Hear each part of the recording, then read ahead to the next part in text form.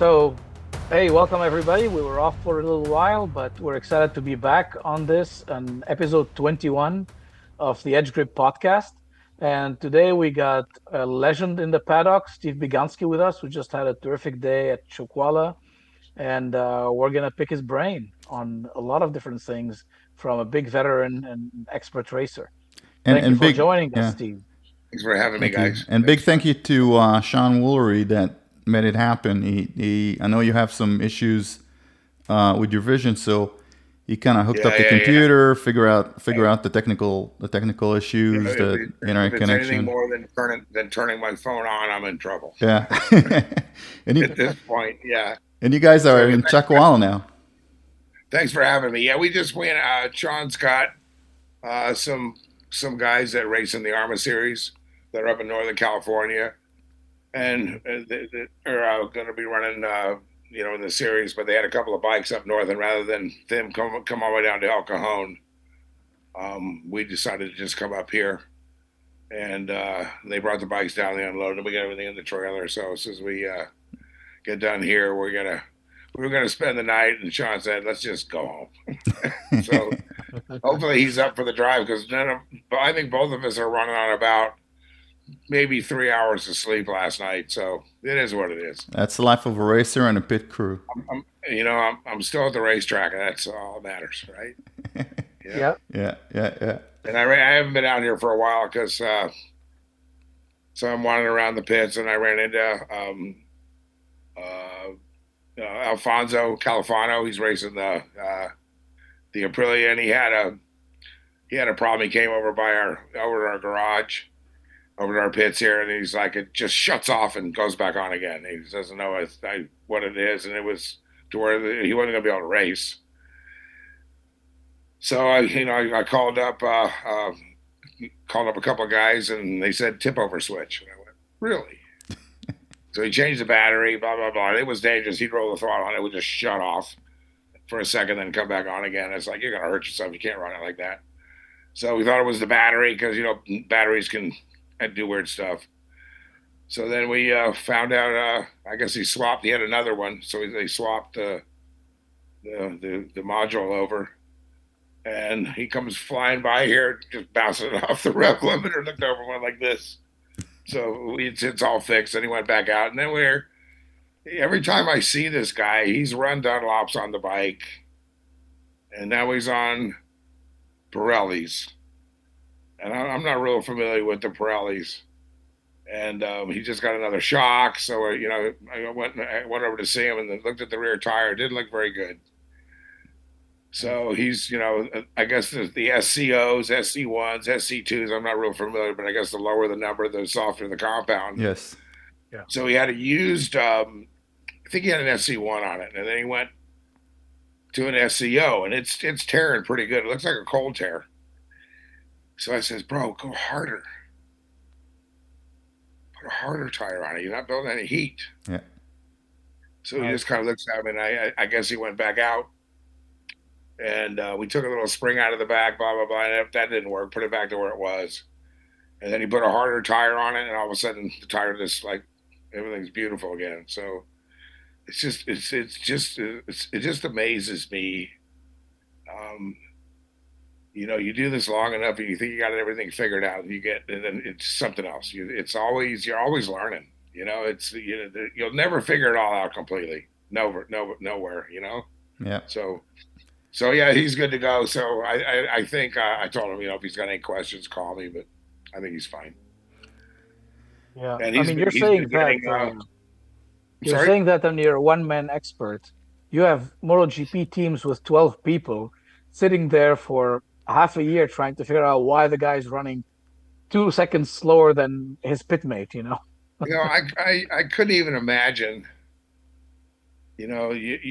I went to COTA. I think it was, what year was it, guys, when Marquez crashed out, and then Rossi and who's the guy in the Suzuki, Rins, right? The year Alex Rins won. Marquez was gone. He crashed out of the lead, and then Rossi's now second, and now he's leading it. Was it 18 or 19? Suzuki, right? Was it Rins? Yeah. No, if Rossi was still racing, it must have been Yeah. See, 16. whatever it was, yeah. Rossi was still racing, right? I don't remember. I think it was. I don't know if it's Vinales was his teammate then, or yeah, I think it was. So, anyways, Yeah. um, I had access to get into the paddock, and and I didn't go in there during the week. I mean during the day. But after the race was over, I got a chance to go over to Park Ferme because Rossi set I think his quickest lap on the last lap, but Rins got by him, I guess, and he ended up getting second. So I just those races are what they're 40 minutes. They're how long? Yeah, just About, about. yeah. 300 horsepower bikes that weigh what 350 pounds or whatever they are. And I went over there and kind of the first thing I want to do is see what the tires look like. Right? I just wanted to see. I mean, how can you set your fastest lap on the next to the last lap on a bike that makes 300 horsepower, weighs that much? I mean, electronics. There's so much stuff. So I went over and looked at the tires. It looked like just smooth little balls of rubber on the edge. It looked like it'd go another race. And it's like, how do these guys do this? I mean, where does all that? I mean, with all the power and the engine braking, and it's just overwhelming. And then you look into the pits though, and you wander through the pits and you look at the guys that are doing all the stuff, the mechanics, the engineers. They're not in their 20s. They're not, half of them are not in their 30s. These guys have been around for a while, and probably half the team's personnel are all ex-racers. Yeah. Right? I mean, look how good. I think that was one of Rossi's strongest points. When he was racing, a lot of the guys they just say the bike's pushing in the front, and they go off into the motorhome. And Rossi would be that guy that he'd sit down with Jeremy Burgess, and the engineers, and he wanted to know what they were doing, why they were doing it, so he knew what to expect the next time he got on the bike. Well, Burgess had a lot of information from Mick Doohan, so. Oh yeah, sure, yeah. And this goes way back. We can get into all the stuff that I did, but in the end of, I think it was 90. When Mick was on his run, I think it was 90. He won those 5 in a row. It might have been 95, I think. He started winning 94. So 94. So I think it was the end of 95, or it might have been 94. They had Nicky gets a phone call and he calls me at my house. He goes, "I just got invited to do 10 laps on Doohan's 500 at Suzuka, and 10 laps on Tady Okada's Works 250 at Suzuka." And with Burgess there, Doohan there, I don't know that I'm not familiar with the Japanese team, but it was the Works 250 Honda 100. That was before unleaded fuel, so you were talking a 200-pound bike with 115 horsepower. The 250s. So Nicky got to ride both those bikes. And I'd have to call him and ask him again, but he was faster on the 250 than he was the 500. And Mick's there, and they probably calmed it down for him a little bit as far as power goes. But Nicky was telling me, he says the thing gets to 10 grand, and it wants to flip over backwards. Doesn't matter how fast you're going, 5th gear, 6th gear, doesn't matter. And it's like I remember him coming back. And I think some of his some of his journalists were giving him a hard time. He says, "You have no idea." And I remember Nicky coming back going, "I got a hell of a lot more respect for Mick Doohan than I did before. To ride, I mean, you guys watched him. Yeah.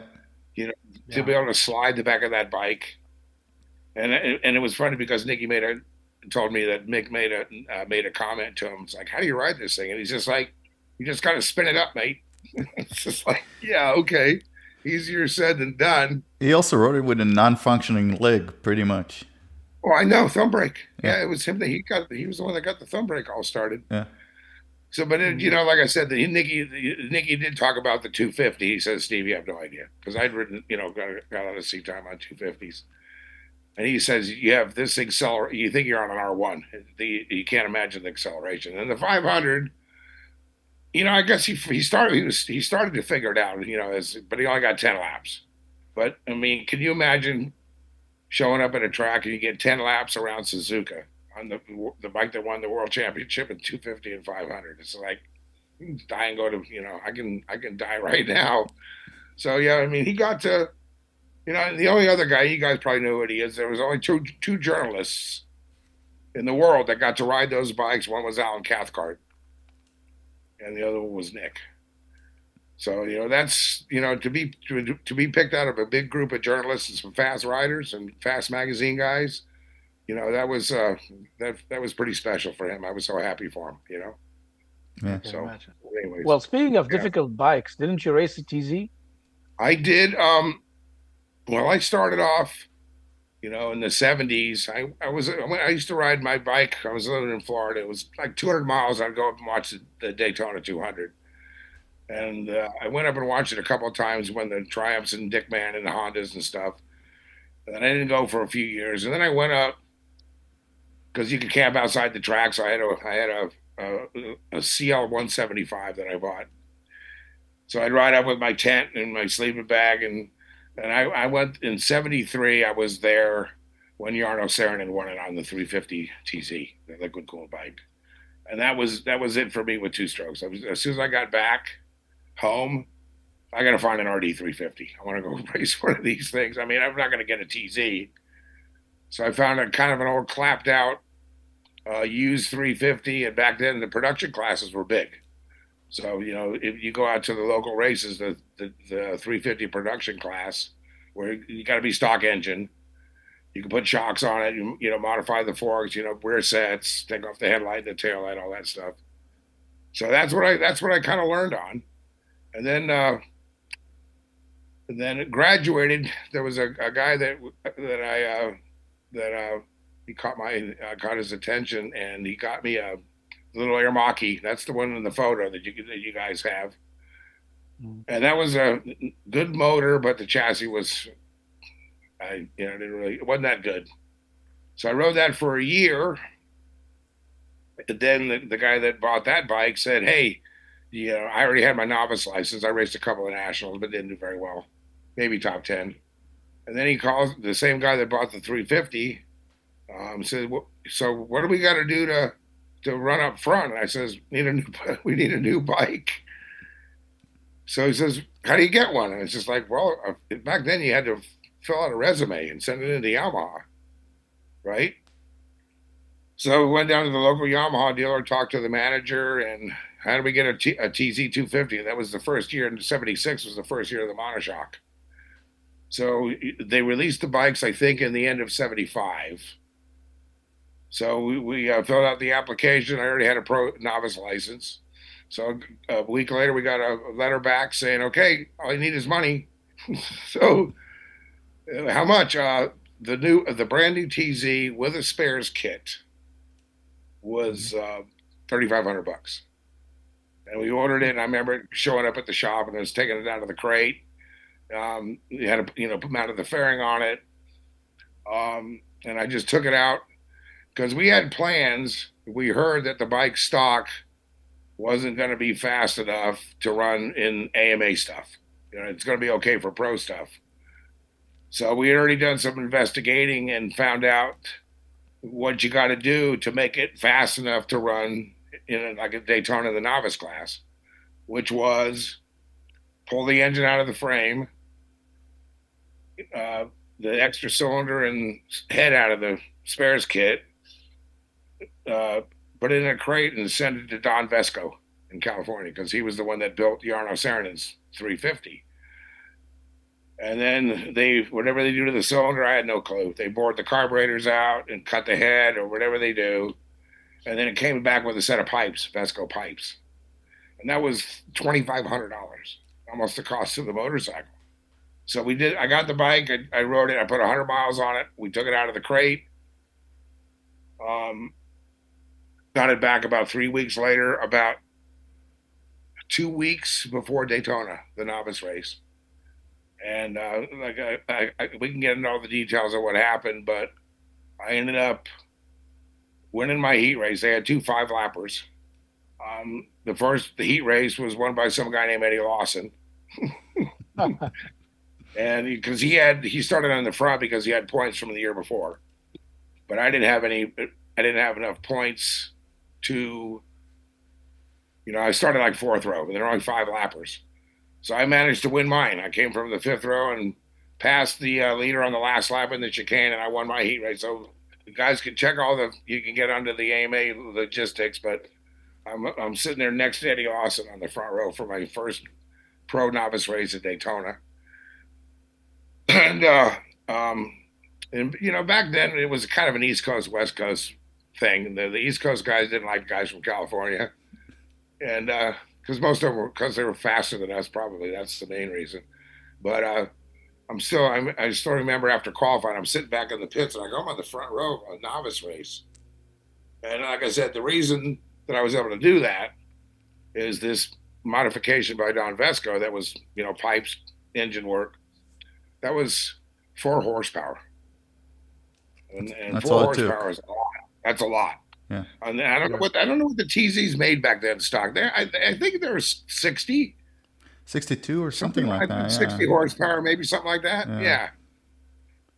But like I said, you got the engine back. The carburetors they bored out the carbs. On a lathe, I guess. I don't know. They were pre-jetted. It was jetted for sea level. Because they do it for anybody. You just need to, you just had to have the money. So put the motor back in.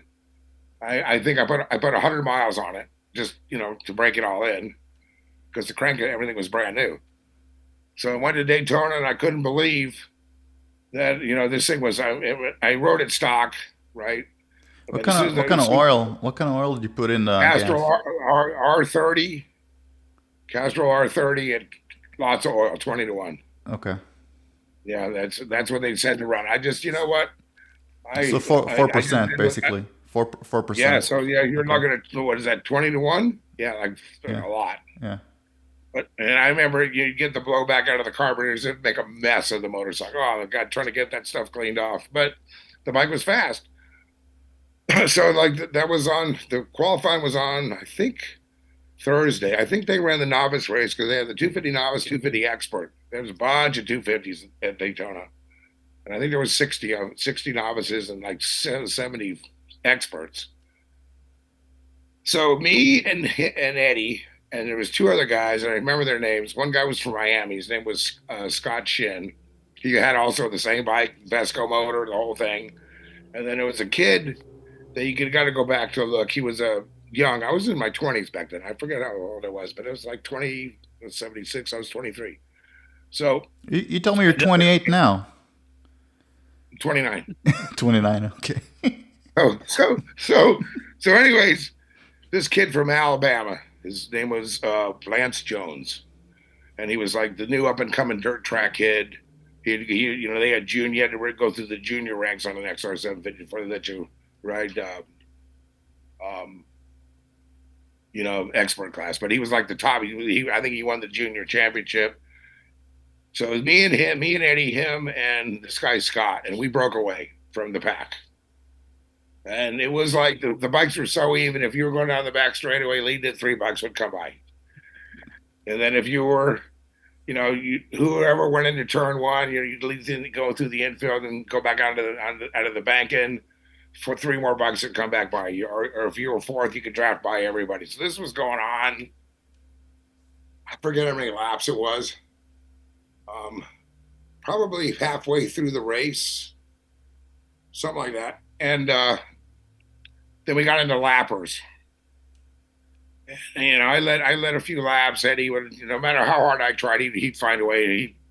He'd come back by me, right?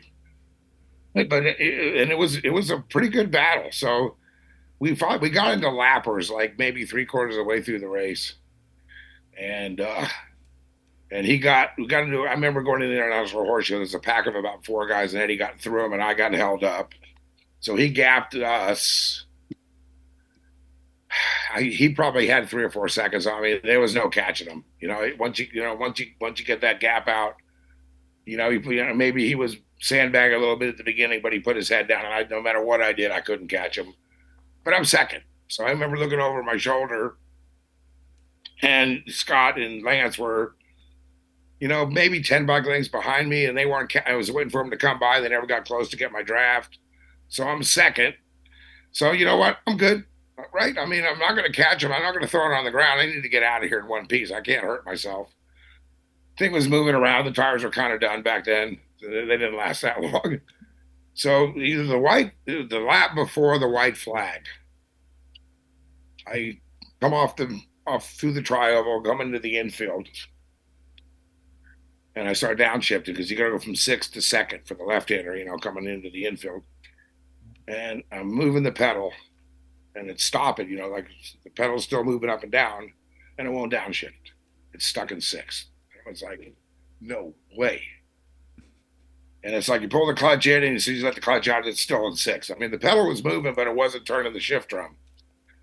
So I coasted off, let the clutch out again. It's not stopped on this, rolled over into the grass, shut the engine off. And I'm trying to dry shift it, rocking it back and forth. It ain't coming out of sixth gear. So I just sat there. Then he comes by, lap later, holding the checkered flag, doing the victory lap. Just, Lance Scott. I don't know who got second and third, whether it's Lance or Scott. And it's just like, why? What happened? I mean, something stupid. It's a brand new bike. So I got back to the pits and put it on the stand, cut the safety wire off the drain plug and pulled the clutch cover off and the primary, pulled the clutch basket and all that other stuff because I had to see. So I pulled the primary cover off, clutch cover, and a 30-cent spring broke. Oh. There's one on this. There's one on the shift drum for upshifts. It's a little arm that rocks back and forth on the shift descent.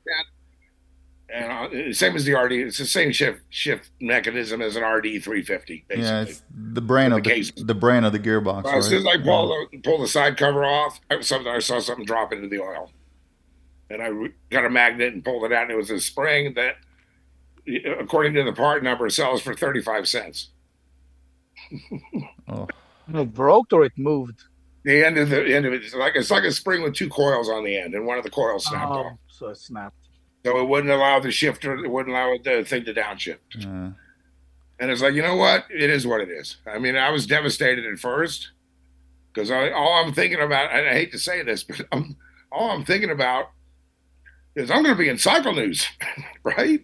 I mean, Eddie Lawson, I finished in second to Eddie, and Eddie was the talk of the town back then. He was winning everything. And so, I'm gonna be in cycle news. I'm gonna maybe get my picture because I've never, had anything in cycle news before. And I mean, talking about letting the air out of your balloon. Oh my God! And it's just like, you go back and you think about it. It wasn't meant to be, right? I mean, nobody ever seen that spring break. Right? Yeah. So what do you do? A brand new bike. What do you do? It's just like... Look, you got it there in one piece. If it was a four-stroke engine where you count on the engine braking, could have ended in, Sure. Yeah. So, like I said, it is what it is. So anyways, I did a couple of more races that year. And then I got my, got enough points to get the expert, turn it, 250 expert. And then you have to accumulate enough points before you can get your Formula One license. So at the end of 79, so not end of, So I kind of stopped in 78. I did some expert races. Because the guy, I don't know if you guys remember Henry DeGao, he ran all the Macau races. He was a neighbor of mine, and he decided he wanted to do the whole series on Formula One. He had a TC 750. He had the Toomey pipes, and he had some cylinder works. It was pretty fast, and Henry was fast. So he wanted to know if I'd go to some of the nationals with him and be his tuner. I said sure. So those TZs were so good. I got to actually work on them for a couple of years. And he let me ride it a couple of times at practice at Moroso, and so I'd ridden one a few times. And it's they weren't as everybody thinks these things were just violent, and it's all what you get what you turn here. That's all it is. You turn too much, you get in trouble. So I helped him for 2 years.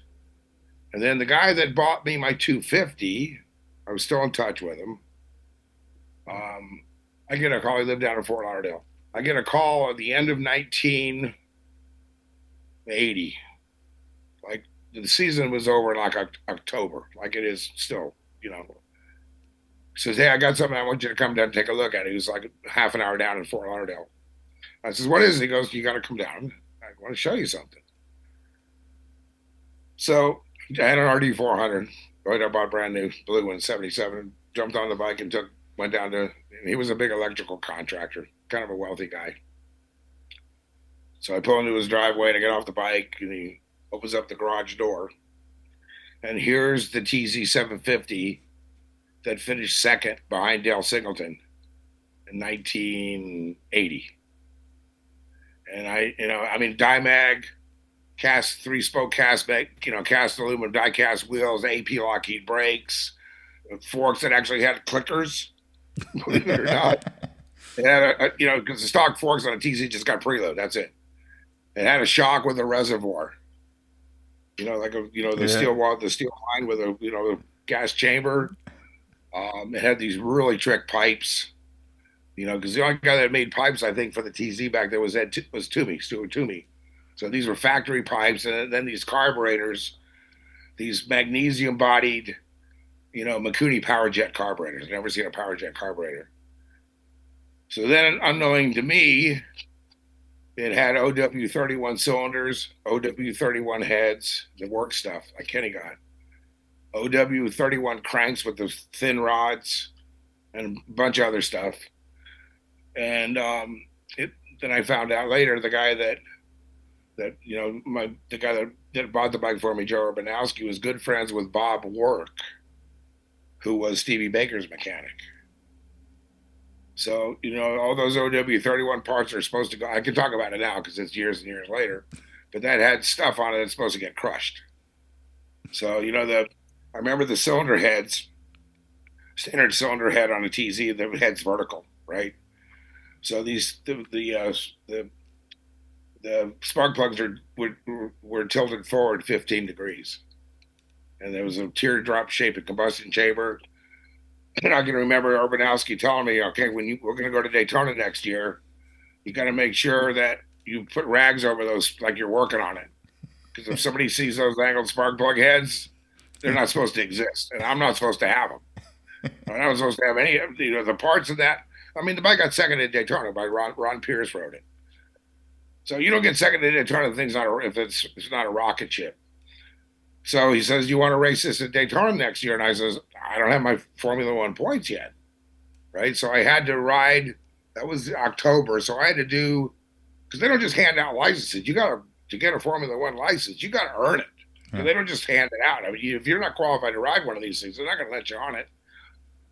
I remember the first race that I went to, I rode it a couple of practice laps, in Moroso, and I had ridden Henry's TZ, and this thing was like, I didn't have enough, I wasn't brave enough to hold the thing wide open because it's kind of a short course.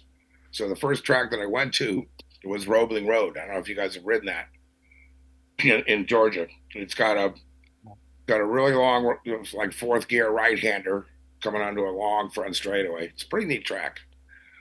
So I'd been there before on my 250. So I just went up there, and it was a CCS race. There was another 3 or 4 guys with TZs there, some super bikes. So I can remember the very first practice session. I got the gearing right, blah, blah, blah. Anyways, the thing was jetted perfect. That was the thing about this TZ. It was sorted. Because the trick on those things is carburation. So they get a little bit lean and a little bit rich when you open the throttle. It stumbles, and then it hits. And that's where you get in trouble. So it's all about the carburation. The fuel curve has got to be perfect. And anybody knows about carburetors, it's there, an eighth of a turn on an air script can make all the difference in the world. But it was so good, I didn't touch it. I just would play with main jets. So anyways, the first time I come onto the front straightaway through this in fourth gear right here, probably 100, maybe equivalent of, say, turn 9 at Big Willow. Kind of like the same radius. And I remember finally the first time I opened this thing, I waited until I was straight up and down before I did it. And this thing, you could literally feel the blood rush to the back of your head. I never had anything. It came out of there in fourth gear and wheelied, just under power. And I've been to the track, and all of a sudden, like 2 shifts, I'm already in turn 1. It's like I never. So I did like 4 or 5 sessions, and then I came back into the pits, and it's like, I got to race this thing. This is insanity. I mean, like I said, if guys that have ridden one will know what I'm talking about. And this wasn't your standard issue TC750. This thing was it was close to what Stevie Baker and Kenny Roberts used to ride. There were still other parts, that it didn't have the oversized radiator. There's a few things that didn't have, but it did have, the OW31 cylinders, the trick heads, the bigger 6-pedal reeds instead of 4-pedal reeds. It had these big, really nice carburetors. So it took me. I did like 3 or 4 club races, and then applied for my license, and I got enough points, and we headed to Daytona with it, and it was like, you talk about. I mean, I remember the drive up there. Joe went with me, and I couldn't even think. I mean, I was so nervous, because I'd been to Daytona plenty of times, but not anything. I can't even imagine what it was going to be like getting that thing up onto the bank. And so it was funny because we got there, and Joe's Urbanowski's like seasoned veteran. He's been through all the stuff. He's ridden 750s, 250s, and so back then they started practice. I think because they had 250 novice, 250 expert, Formula One, and I don't know if they were doing superbikes yet. Then they had the twins class. Then they had production classes that they ran during the week, like 250 production classes. Anyway, so you show up on Wednesday for tech, and if you got on the line soon enough, you could get out in time to ride, a half a day on Wednesday, because they give you Wednesday, Thursday, Friday before qualifying. So you got 3 days of practice. So I had a garage. He rented a garage. I mean, I'm like factory guy, man. Give me I felt, So anyways, we went through tech, went over to Goodyear, had new tires mounted, got their fuel situated, got everything, the tables all set up and toolboxes all out. And this is like, probably, we got in line early. I think this is probably getting around lunchtime. And at lunchtime, they were going to start practice, even if you're still in line in tech, because it took them all day to get everybody through tech. But we got there soon enough.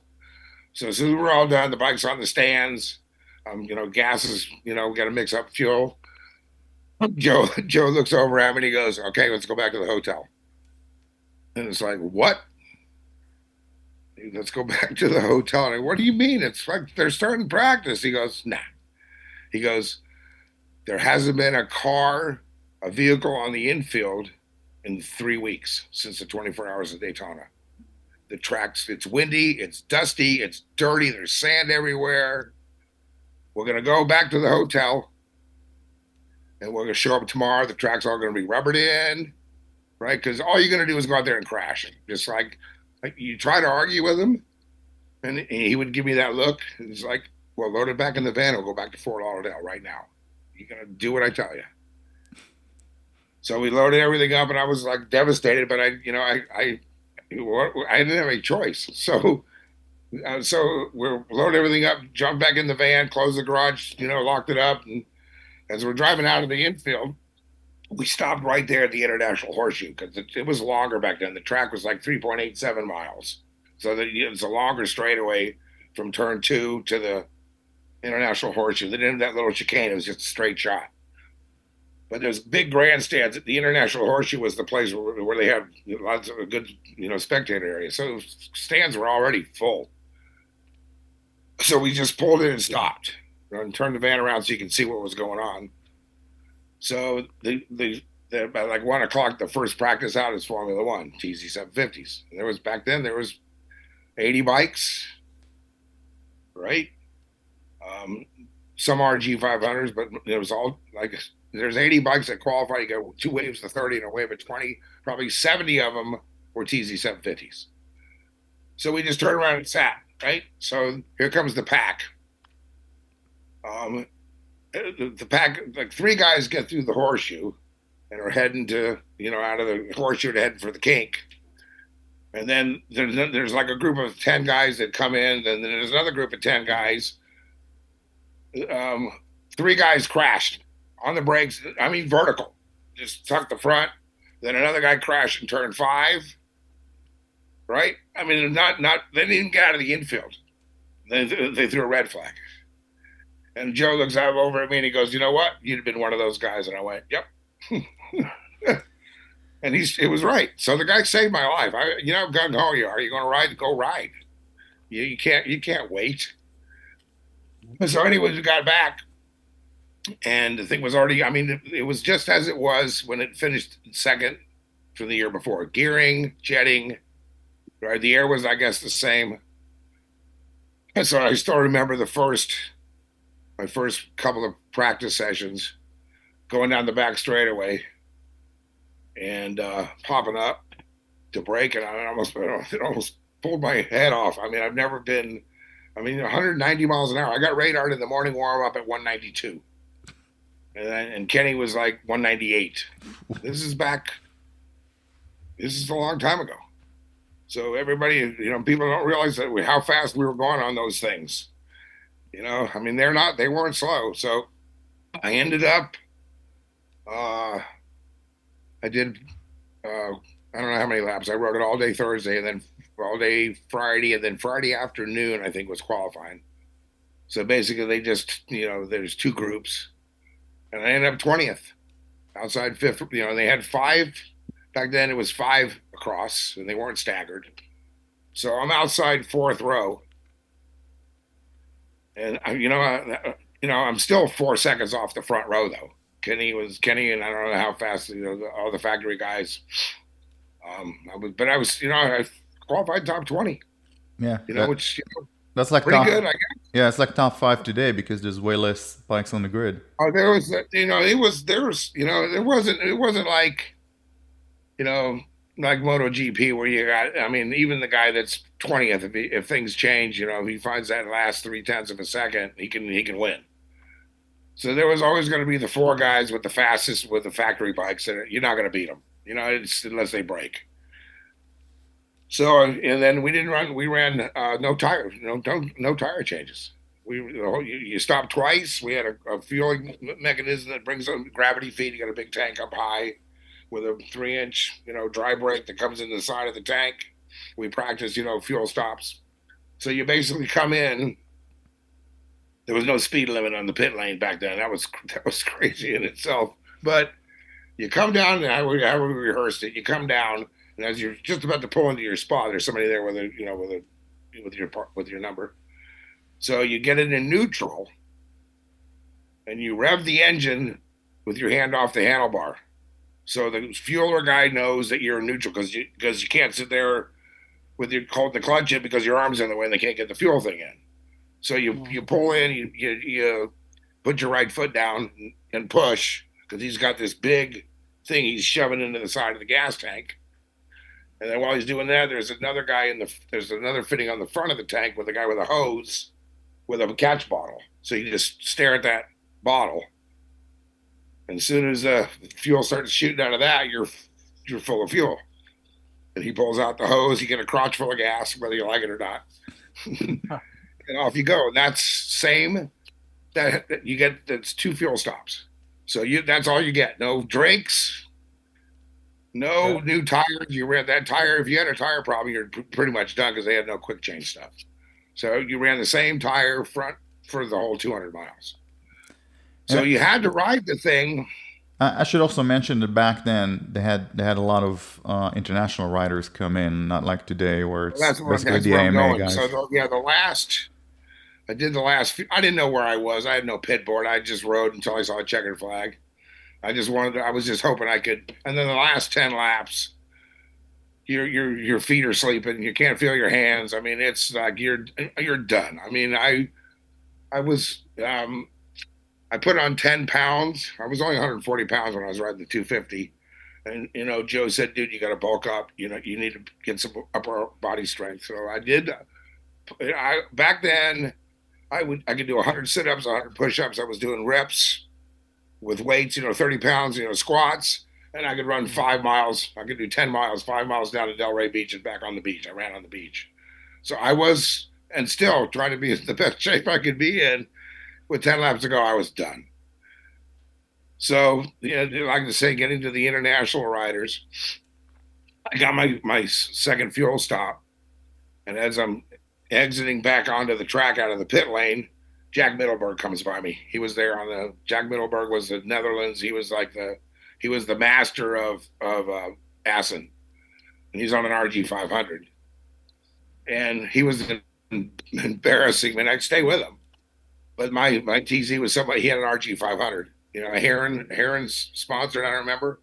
It might have been one of Barry Sheen's old bikes, I don't know. But he was in such better shape. He would pull me, 5 or 6 bike lengths in the infield just to leave me. He was just better. The guy's a world champion, won, GPs. But we'd come out of 5 and hit the bank, and it says, okay, buddy, I got more, so I just drive by him down the back straightaway. He'd outbrake me. Sometimes, I'm peeling in, he just stuffs me up the inside. So we went back, and I have the honor of saying I got to race with Mr. Jack Middelberg, and I think we lost him, a few years back. But he came over. That's the first time. I nipped him at the line by a foot. So he got 19th, I got 18th. But he came over. I didn't even know who he was. I remember seeing Middelberg so I knew who he was, but I never seen his face. So it was probably like a half hour after the race. This guy comes up and introduces himself, and it was Jack. And hey, blah, blah, blah. We talked for like an hour. And true gentleman, dude. Unbelievable. And then I don't know what happened. I don't think he died in an accident or anything. I don't know what happened how he passed. Don't remember. I'll have to look it up. He was, that guy. I was, watching. The cool thing about it was I was a novice. I did okay on that thing. I got 9th, my first top 10 at Road Atlanta. I raced with Ted Booty, the ex-dirt tracker guy. He was riding. Ted was riding. He was a Jay Springsteen's mechanic. Springer's a teammate on the Factory Harley dirt track team. But back then, when they separated the dirt track from the road race, he was riding who did he ride for? Can't remember now. But he was riding a private TZ. Don't remember who it was for. Phil McDonald, K&N Filters, the guy that started the K&N, Phil McDonald. So he married Phil McDonald's daughter, Ted did. So he had this ride. And that was my first top 10. It was me and him. The leaders got away. I don't know where I qualified, but it was me and Ted and Richard Chambers, who we all know and love. And we were going at it. Like for 10th, like it was for the MotoGP World Championship. That was the first time I ever got into like contact. Right? Not nothing really deliberate, but you know it is when you want to win. Who wants to win more? Yeah. Right. So we got into lappers like with 5 or 6 laps to go, and he Richard got away from us. He got through traffic better, so he was probably 100 feet in front of us. We weren't going to catch him. So me and Ted went back and forth, and I remember going up the hill, up the hill to the top of the hill. You peel it in, all of a sudden he bumps you. It's like, you son of a bitch. You don't get mad because sometimes you get that rage, and suddenly you start riding like an idiot. So you got to keep yourself calm. So we went through the S's, went down the hill, and then the right hander at the end of the back straightaway, before you come onto the long back straight, he peels it, and I just drove it under. I remember looking back at him like, take that, right? So thinking that, like I'm tougher than you are. So this is before they had the little chicane at the end of they called it gravity cavity. You go down the hill, then you break back up. Flat out 6th gear on one of these things, and you have to muscle it, then turn it to get under the bridge. So we went at it in the very last lap. And then they don't have that little 90-degree chicane like they have now. They have that fast right downhill fourth gear coming out of the front straightaway. It's hairball. So the very last lap, I passed him coming out of the back straightaway. I went up the inside, so I'm leading. So it's like I'm just gonna go in deeper. So there's no way this guy's getting by me. So I probably got a little bit hot as I'm coming up the hill, starting to turn in. I mean, he hit me hard, like shoulder to shoulder contact. So we both go wide. I still remember like it was yesterday. So as we're starting to come down the hill, that kink, that's fourth gear. You go second under the bridge, third, right as you peeled in, fourth. So he had an opening. Probably he was like he's starting to come down to the apex, and I'm already committed. And I stuck underneath him, and it was a huge bump. I thought he went. I mean, we hit so hard, I thought he crashed. I looked back over his shoulder because if you guys remember back then, there was like 10 feet. And, Benny Bostrom went off there back in the Superbike days on his Ducati, I think. And it was like you got like 10 feet of grass, hay bales, and a tire wall. There was no runoff. That's why they put that. That's why they changed the layout of the track. So I ended up beating him. I didn't know that I was ninth. So I got ninth. This was the first top 10. So I'm like on the cool off. I'm like this. I don't even want to turn my head because he's probably pretty pissed at me because that last move that I made was like aggressive. Probably one of the most aggressive moves I ever made.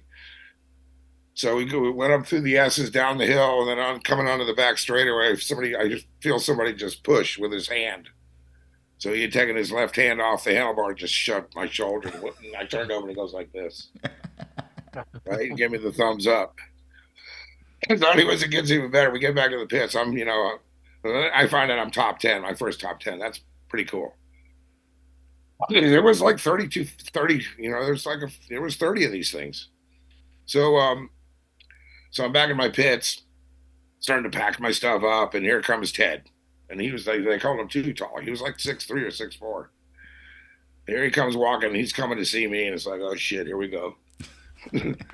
So first words out of my mouth was, I got to apologize, right? I mean, right away, hey, dude, sorry about that. Down. He goes, dude, don't worry about it. He goes, I think I returned the favor, right? And I says, yeah, sure did. He goes, Steve, this is nothing. He goes, you need to ride a mile dirt track. He goes, this is child's play.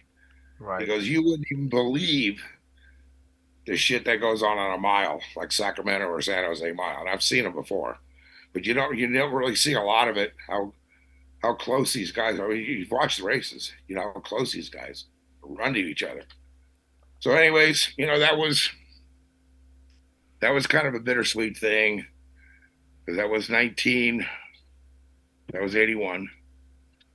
And then 3 or 4 months later, he gets killed at Ascot at the last dirt track national of the year in Gardena, and I was there. I didn't see it happen.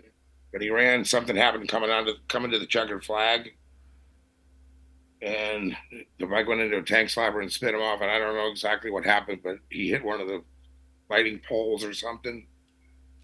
So after knowing this, I mean, I didn't know him that well, but I got to race with the guy, and then you see, this is like I forget what part of it. I think Road Atlanta was like the middle of the season, and then the dirt track he's still racing, full time for the Harley factory team. And then you see something like this. All I remember when I was there, because Ascot was, everybody went to Ascot, at the last AMA National. So I didn't know he died at the time. I just heard that, they took him off in an ambulance.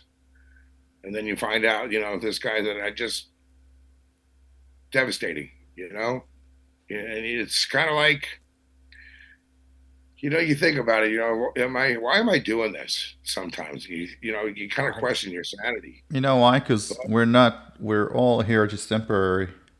So yeah. So I've seen,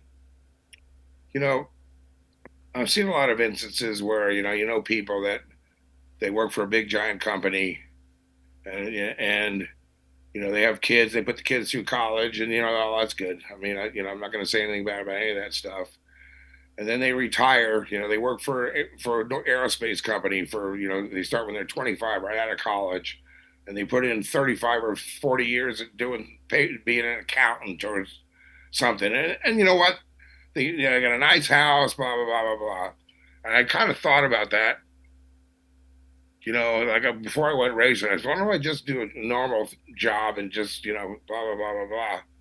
And then I thought about it. The more you get into motorcycles, and you guys will both know because you're both riders, I can't even imagine if I look back now, going through my entire life and not riding a bike.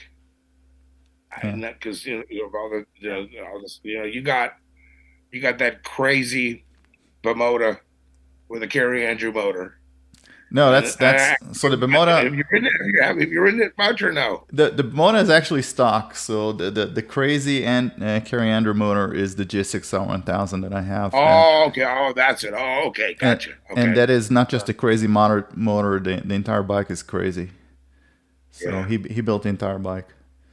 He did the suspension and everything. Everything. Yeah. It's funny when you start asking them questions about what you do. And it's like you just get that smile. Yeah. Yeah. He won't give out the secrets. Like none of your damn business, but he's happy to tell you. You never. I helped Kerry out a little bit. I worked with him when he was tuning for Jason. I kind of was helping him out when he'd get behind on engine builds, and I'd go up and give him a hand. But I've known Kerry since the '80s. Yeah, he's just finally retired. Yeah. I think my bike was the last. Have you spoken to him or no? Yeah, no? I think my bike was the last big project he completed. Did he do I think he bought some property out somewhere near Willow, didn't he, in Palmdale? Yeah, I think so. What I heard. I think so. Yeah, I know JJ, from Suspension Matters. Yeah.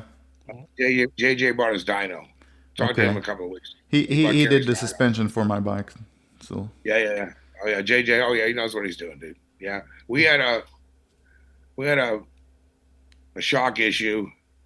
The shock on Sean's TZ started to get a little bit of a leak. Anytime you take a belly pan off of a TZ 250, there should be any oil, right? Motor oil. So we pulled it off, and it's like but it smelled weird. So he had just gone through the shock. JJ did. We'd send it to him. I was doing all this stuff, but my eyes being in the condition they are, and I just don't trust myself anymore. So the guy sent it to him. He knows what he's doing. He takes stuff apart. He replaced the shock shaft seal. So he did that. We went to a race. Sean, what race did we go to when the shock sprung a leak and we had to go back to JJ? Oh, that was here. Yeah. It was came out here. Yeah. Chuckwalla. Came out here just to do some testing. Okay. So then we Sean pulls the lower off. He goes, dude, there's oil everywhere, and I'm looking, and where does you gonna get engine oil out of the transmission oil? The only place you're gonna get it. And then we finally looked, and you can see on the very bottom of the shock, there was it was dripping, and it was suspension oil, and he had just done the shock. It's funny how technology. It's funny how technology goes because my last Gixxer was a K6. My last Gixxer was a K6, and the suspension was Linderman did it. Jim Linderman. Oh, Jim. Oh, yeah. Yeah. And it was another one of the best. Yeah. Yeah, it was the front. The front was at a cartridge. The rear was a Penske. And I thought you cannot get any better in suspension. And then I got the new Gixxer where the rear was Öhlins, and then the front had the entire cartridge of Öhlins in it. And I was like, I guess amazing. Yeah, I guess technology does move forward. It was so anyways, with JJ, so we're getting ready, we're leaving, we're on our way back to because we just we had a fresh engine, the TC, so we just came out of Chuckwalla, track experience guys, and just put laps, put 100 miles on the engine before you go all the way back to the East Coast. And we were slated to leave the following Tuesday for a trip to, I think it was New Jersey. So we're at the track. We're still out here at the track, and there's oil and it's leaking. So I called this Sunday, at probably 4:00 in the afternoon or something. I called JJ from the track. picks up the phone. I says, dude, that we got something with the shock. Um, it's I don't know where it's coming from, but there's suspension oil. I can smell it. And this is like, okay, bring it to the shop. I'll meet you down at the shop. Let me know when you get, So we Google. We're an hour, 2 hours away or whatever the heck it was, because he's off up in the Azusa, 210 and the 60, I think. No, 210 and the anyway. He's in Azusa. So from the time we get packed up and loaded up, we drove right to his shop and unloaded the TZ. He took the shock off. I don't know what it was. He made a mistake or something. Who knows? Bad part. I didn't even ask. I handed him the shock. I didn't even go in there. I left him alone. I know he's taking it back apart again. And he came down on a Sunday. It was, to open the shop up just to make, because we're coming there because I had to get it fixed. The shock was still working. That was the weird thing. It was nothing. There's just oil coming from somewhere. I don't know if it's the seal, or who knows. And to this day, I don't even know what it was. I didn't ask him. Who cares? It doesn't matter, right? So an hour and a half, we pull the shock off. He's in there in his building room, and I don't know what he did. He hands it back to me, apologizes, sorry, man. I said, hey, it's all good. So we put it back on the bike. He didn't change any of the settings because we already had it. He put it right back to where it was, because I measured free length of the spring. I was, those TZs, if you get them to turn off on the spring, they're not fun. They're good when they're right, but when they're not right, they're not fun. So I got a lot of respect for that guy, dude. He's a good friend of mine. I've known him forever. And at the point now where if I start getting into any suspension stuff now, or somebody brings me a bike, and I just sent him a friend of mine, who's Ramon. He's got a Ducati V4S, and he wanted to go with Olin's, and they got that electronic stuff, right? Give me something with some clickers and some preload adjusters. I'm not a big fan of that stuff, and he wasn't either. So we got some other cartridges and a TTX shock, and I told him what springs to get, and then I called JJ and I go, "Is this the spring that we think we should run?" He goes, "Yeah." So we got the cartridges in and got the shock in. I put the shock on, yeah, and then he went up to JJ's, and JJ put all the stuff in, and gave him a good price, right? So he was supposed to bring it to me because even though JJ set it up, I've set up a lot of this guy's bikes, and I said, when you get it back from JJ, bring it to me, so I can do the fine tune. But I haven't heard from him, so I don't know if he's actually ridden it, or this has got to be, gosh, 2 or 3 months ago, I'm thinking. So he probably hasn't. He's got a really, really nice car detail place, high-end cars detailing. Okay. So he's probably, because there's no way he's going to ride the thing first. I've worked on a lot of his bikes, and he won't even go out unless I, check to make sure it's, in the ballpark. Well, that electronic suspension. I mean, it's great for the road, because if you go on a bumpy road, all of a sudden, it changes the settings on the yeah, front. I mean, and that's what it's intended for, right? Yeah. I mean, they're not building, street legal race bikes. Yeah. So it's easier to change. You just get on the the computer and do whatever you want, and there's not a lot of adjustment. I think it's kind of like soft, medium, and hard, but that's fine. Yeah. For yeah. For the street and you see on their R versions, the Superbike version, not the 1100, they put regular suspension. They don't put that electronic stuff on it. Yeah. So I ended up, I got 9th at Road Atlanta. And then let's see, I did Loudon. I think I finished out of the top 10. That's the old Loudon. That place is busy. It's a handful for a 750. It's not really a TZ 750 track. So how many years in total did you race? I only rode. So I rode the 250s for 1, 2, 3 years, and then took 2 years off to help Henry with his tune the 750, and then I raced the TZ in '81, and I did Daytona, Loudon, Rode Atlanta. I can't remember where else. I did 5 races. Oh, Brainerd. And I can't remember the other one. I did 5 races. Daytona. And then you were like, yeah, I can either And spend then money. I got my best finish because this thing was such a rocket ship. It was so fast. It was almost embarrassing how fast you could go by guys. Even the regular TZs. It's like you go by them and you have to draft them. It's like God. So I went to after Road Atlanta because I finished. Anyway, I got a really good start in the heat race and was running third.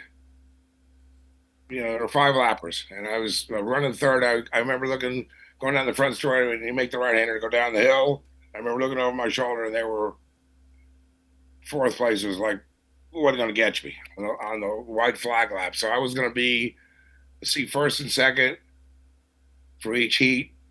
It's going to be on the front row because there was 4 per row, right? So I was third, so I was going to be on the second row. So I go down the hill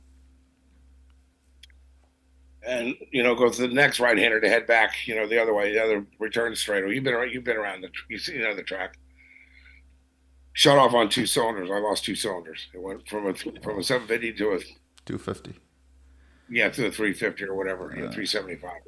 It's like lost 2 cylinders. It's like shit. White flag lap. I went from 3rd to 14th.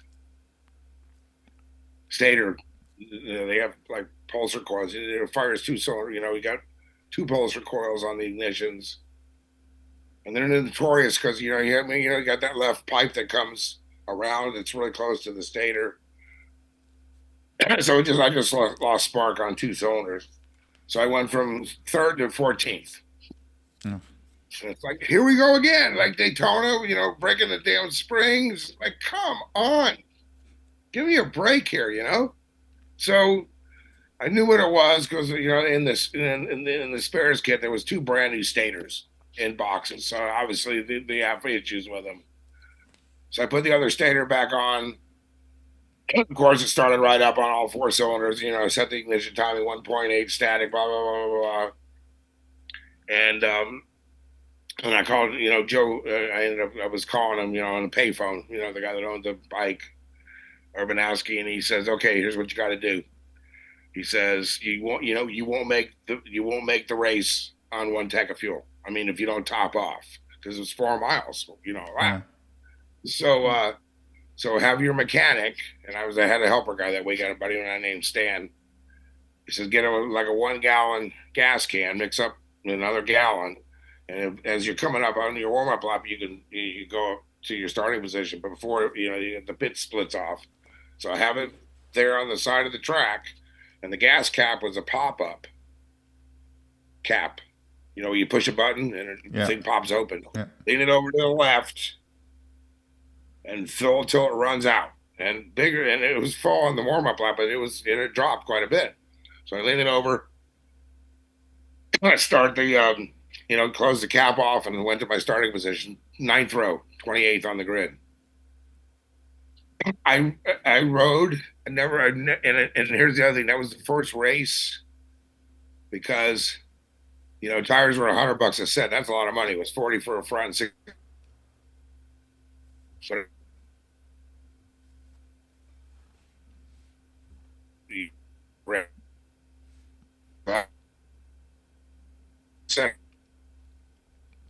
the bike for your warm-up lap, you're somebody. I mean, they look at you like, "Ooh, you got new tires." So I knew I was going to try to head to the front. But I knew I needed to know I had new tires. You know what I'm saying? You've been on, you've been on bikes plenty of times when things working fine. It's mentally, right? it's mentally. You need to know you have that. Psychological, yeah. So when you throw when you have a new set of tires, even though the other ones were working, it's knowing that you have new rubber. Yes. You ride it different. Yes. Right? I mean, they're probably not working any better than what was on there, but because they're, especially the front, I don't give a shit about the rear, but the front. So I think I might have left a little early, but they didn't have guys on the line like they did. I thought I was going to get the beat flag because I probably probably. I'm not saying I probably. I left early. I didn't give a shit. What do I got to lose? So I'm just going through, the closing speed. See, when you're towards the back of the grid, you got bikes that are considerably slower than yours. And I can remember coming up on guys, so quick. And if they move over, I'm going to end up dying. So I finally got. I don't know where I was. I didn't know. You don't have a pit board. You just ride till you see the checkered flag. So, so here, white flag lap. Come on, baby. There's a couple of bikes, probably 100 feet in front of me. But I was catching them. And then I took the checkered flag. The next lap, I hope I'm, maybe inside the top 10. I was hoping, right? So, cool off lap, get to the carousel, which is about as far away from the pits as you can go. Runs out of gas. I wouldn't have made it if I hadn't topped off, right? So, there's stranded bikes all over the place. After the race, you got bikes, a lot of mechanical stuff. So back in the day, they had a 30-minute protest. So from the checkered flag, it was 30 minutes before the results became official, right? In case somebody there's a 30-minute filing if you wanted to file a protest.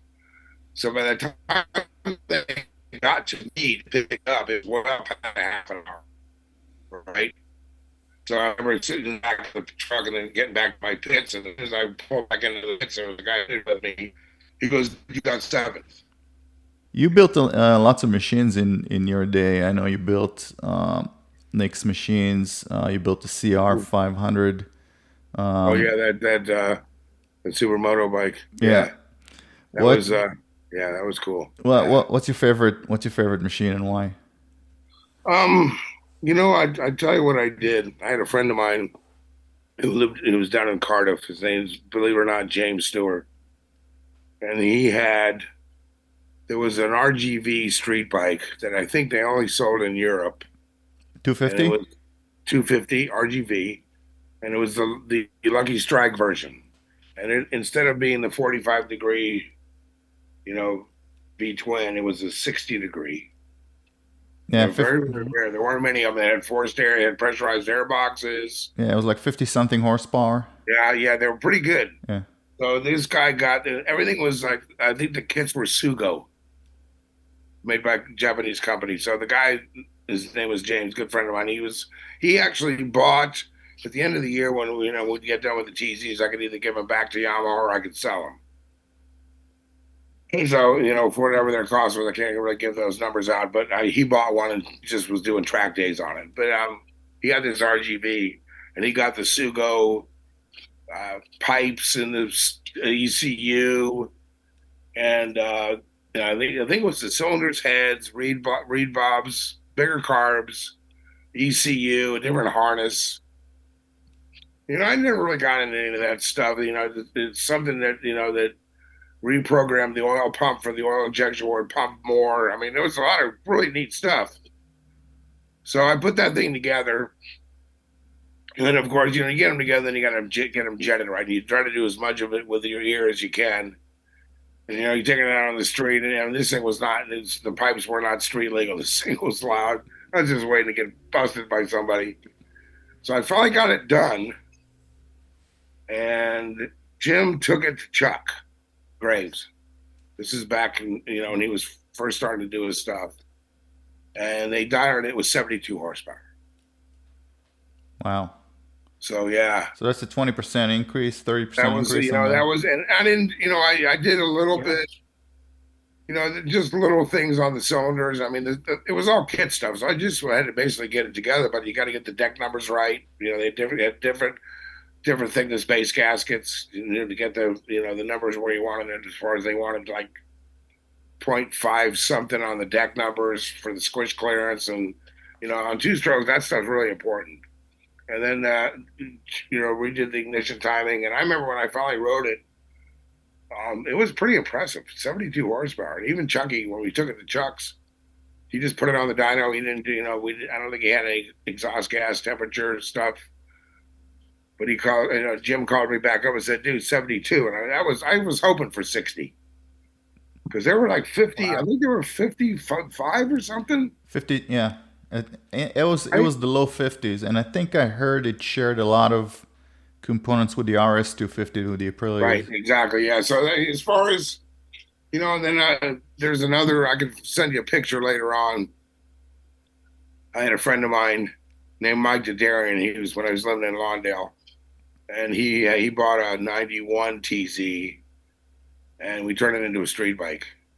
And Jim Granger put the same, the yellow and white and black paint job that Nicky's '91 had, and we did I put a headlight, projection beam headlight, a tail light.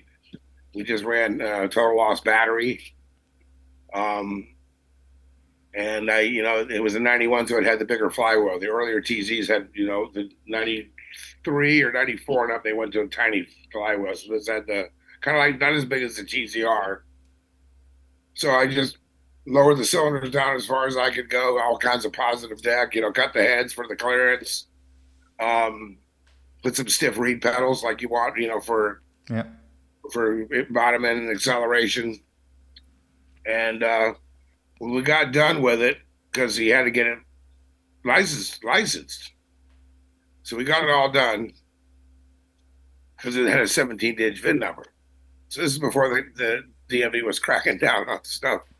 So I remember loading it in the back of his truck, and I went over to the DMV so they could, do the what do they do? Some kind of a VIN check or something. Yeah. So the guy that he comes outside, you make an appointment, he comes out, and looks at it, and you know what? He didn't even know what it was. So he said, it's an RD 350, and so he didn't recognize the prefix on the VIN, which is 3YL. He didn't. He never seen that. Well, where are the turn signals? Well, it didn't come with turn signals. Oh, okay. So we had it to where I had a brake light switch hooked up to the master cylinder, a rear brake light switch, on off handlebar switch for the lights, and I had a bunch of gearbox parts left over. That stuff that you never really use because we had the factory gearbox kit. So I put a super low first, so you can get away from a light. We never ran low first, so I had all these extra great gearbox ratios, and then got second, third, and fourth, second, third, fourth, and fifth really close together. Put a short fifth, a short, Yeah. and tall second, tall third, short fourth, short fifth to get the gear because those are the gears you're going to be in when you're up Angeles Crest Highway, and then a tall six for the freeway. Mm-hmm. So we never, we did the mileage numbers, and there's no way you're going to get all the way up to Newcomb's and back on one tank of gas. So we would we'd put it in a truck and go to the gas station, the Shell station at the base of Angeles Crest, and then ride it up to Newcomb's because you had enough fuel to get up to Newcomb's and back again. And I can still remember the first time and all we had was a triangle stand because I didn't put a side stand, so we kept the triangle stand in the back in our backpack. And Mike and I would go up.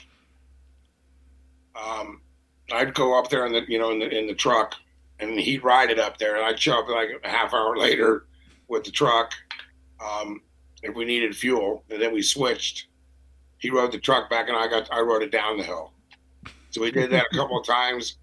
I think he sold it. But that was and the thing was, it was you couldn't it had a quarter-inch foam pad seat, so you're not going to ride this thing more than an hour. You're not going to ride all the way up to Angeles Crest and then up that hill. Your butt won't survive. I don't care, right? As harsh as that thing was, and I remember putting light springs in it, suspension wise. And there's a picture. I've got a picture. I'll send it to you guys when I get a chance. And I don't know if Mike, I haven't talked to him in a while. He's got to be close to 80 now. But I think, Jim Granger painted it, Russ Granger's dad. And I don't know. It's a toss up between that and the RGV. I think the RGV was actually more fun because it was more comfortable, probably. Yeah. So anyway, yeah. Just one side note for the listeners. The reason why two strokes are so rad is because every time the piston goes up, when it goes down, it's a par stroke. Yeah. So it's got twice the par strokes that a regular 4-stroke engine has. Yeah. I remember, back in the day when they were, involved with all the 500 stuff, and when Nicky and I would go up to Bud Axelin's once in a while to get some dyno stuff done, and we'd walk in. I remember going in there once when we went up there in '96. We built that TZ Street bike. I know, the one that Nicky's got. So we took it up to Kenny's place in '96 and had him do power wheelies up and down this driveway for a half an hour taking photos. So I known Kenny, talked to him a few times, but never actually had to spend time with the guy. And he rode it.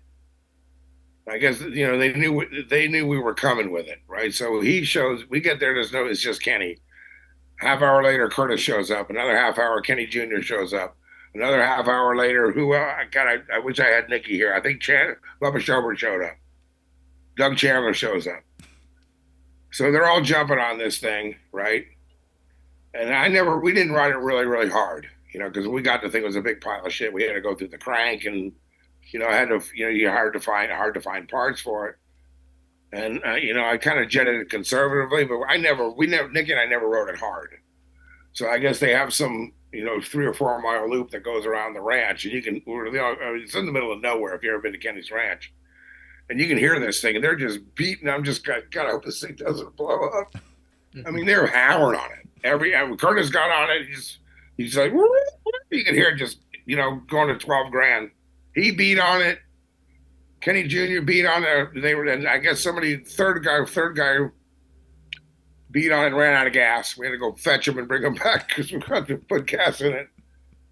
And then that was when I don't know if you guys remember the bike that Kenny rode a while back, a demo of the 500 on the the yellow one. The yellow one, yeah.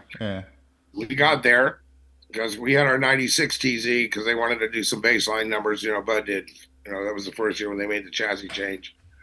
So we were just up there. I remember we showed up the night before, and Bud did all the work. We were at Kenny's place first, the first night. Hung out with Kenny, and I still remember. The next day we would take the bike. We get our bike. Usually earlier than anybody else did. We got the pre-production model for the TZ. So we got to go to Bud's and we do all the baseline stuff. So we, get all that stuff out of the way. So we're at Kenny's place the first night, and he rode the TZ and all that stuff. We had a barbecue, and then they broke out the XRs like 10 o'clock at night for like I said, some of the craziest stuff. I wouldn't get involved in that no matter what. So then as we're getting ready to leave, and we're spending the night, we got a hotel. Nick and I got a hotel somewhere. And the next day we're supposed to go to Bud's. So Kenny says, you want to bring in 1 gallon. This is a true story. If Bud sees this, he's going to laugh. He goes, you want 1 gallon of whole milk, not skim milk, not low fat, and 2 bags of Chips Ahoy cookies. With the reopening things. So we went to the grocery store that morning and showed up. It's a big Quonset. I don't know if you've been to. You don't even know it's a factory Yamaha where he does all the dyno stuff. It's him and Brian Turfree. So we walk in. We got the TZ unloaded. And you see I'm carrying the gallon of milk, and Nicky's got 2 bags of Chips Ahoy cookies. And Bud goes, "Oh, I guess you talked to Bud. To Kenny." So, anyways, long story short. We were there. We went after the dyno stuff. We went back to Kenny's, and inside of one of his barns he pulls the cover off. There's a '79 World Championship Works 500 sitting on dry rotted Goodyears, the 7-spoke Morris mags. It was just all cracked. The fairing had some cracks. The windscreen was cracked, and it hasn't run. For a while, after he rode the TZ 750, Kenny ran up and down the driveway. We're looking at that bike, and when he first showed it to us, Yamaha's, it's missing some parts. They cut the throttle cables. They didn't want him to ride it again for whatever reason. So he's been sitting in his barn, rusting away. So I remember Nicky looking at Kenny and remember him, he'll tell you if he was here. He goes, Steve and I could get that thing running for you. And Kenny just kind of, I remember the look on his face. He just kind of like rolled his eyes like, yeah, sure. Like, I'm going to turn this thing loose to you guys. Right? So then, I don't know, a couple hours went by. I don't know what else we were doing. And then Kenny and I were all sitting around. And then next thing I hear Kenny comes over, looks at me, and he goes, where would it be stored? Where would it be? I says, my house in Lawndale, and my condo in Lawndale. He goes, is it secure? And I says, yeah. I mean, I got when you pull the door down, because I used to keep Nicky's TZs in there. I got these 1/2-inch diameter, steel, foot-long pieces of steel that go through the 2x4s of the door into the concrete. I mean, you're not getting this door open, period, unless you get inside. So he's always one question leads to another. Next thing you know, we're loaded in the back of the box van. And I remember as we're driving back, and there's Kenny's had the #1 champion spark plug sticker, Bell Ray sticker. It's all cracked and rotted, and the triple clams had a crack. The upper triple clam had a crack in it. So he wants us to get it running. So I started, we took it apart. The radiator, I remember pulling the radiator cap and draining the water, and it smelled like seawater. I mean, this thing had, the radiator was junk. It was just rusted solid. And I remember pulling the motor out. I went to pull the feed hose. The water pump's in the bottom of the engine, like in the middle of the motor. The pump's like on the bottom of the motor. It's some kind of a drive gear that drives it. But the main feed hose off the radiator goes to the water pump underneath. I remember loosening the clamp. And this is all magnesium stuff. So as I go to pull the hose off, the spigot on the water pump just crumbles into like dust because it's magnesium. I was like, oh, shit. So I finally got the motor out and pulled the heads off, and it was rusty. They ran, back in the day, they were running a 747, which is Castro, and it doesn't have any rust inhibitors in it. So I pulled the heads and the cylinders. The cranks were brown. The cases are, the water pump's junk. There was some other things wrong with it. Carburetors are okay. So I called Kenny. I said, and I sent him, I didn't send him pictures. We didn't have cell phones, but I said, the water pump is just crumbling. The spigot's crumbling because it's all magnesium. The radiator's junk. And I said, you sure you want to do this? I'll do it. If you can come up with the parts. And I said, where are you going to find? So this is back when he was doing that V5. Remember, Kenny had that V5 product, that 5-cylinder MotoGP thing, and he was based out of Banbury, England. So he says, "Okay, put it in a crate. Now, there's a couple of guys going to come by and pick it up." So some guys picked it up and they shipped it over to England. And about, God, it wasn't that long, maybe 6 weeks, not 2 months, between 6 weeks and 2 months later, I get a crate shows up. 2 crates actually, a bunch of parts. A brand new ignition rotor and stator, a brand new water pump. The whole engine had been taken down, and cases were all vapor blasted. Everything was brand new. It had new cranks, new water pump, all new. 3 of the 4 cylinders were new. The heads were all new. So somehow they located. And the thing was, I remember I'd never heard of vapor blasting before, but the cases looked like brand. If you ever seen what vapor blasting does, the engine looked like it's freshly out of a crate. It had a new stator. Then there was another box with a brand new radiator, all brand new hoses, and this is all the stock factory. I don't know where he found this stuff. Either found it or made it. What's that? He either found it or he made it. Either found it or had it made. Yeah. He had an entire factory in there for those bikes. And then a bunch of extra gaskets and like all new radiator hoses, a new radiator. I had to go through the carburetors, and then I called up because they had cut the cables and with wire cutters right coming out of the housing. Back then there were four separate cables on a big. So I pulled, all the cables were the same, but two of them, they only cut two of them.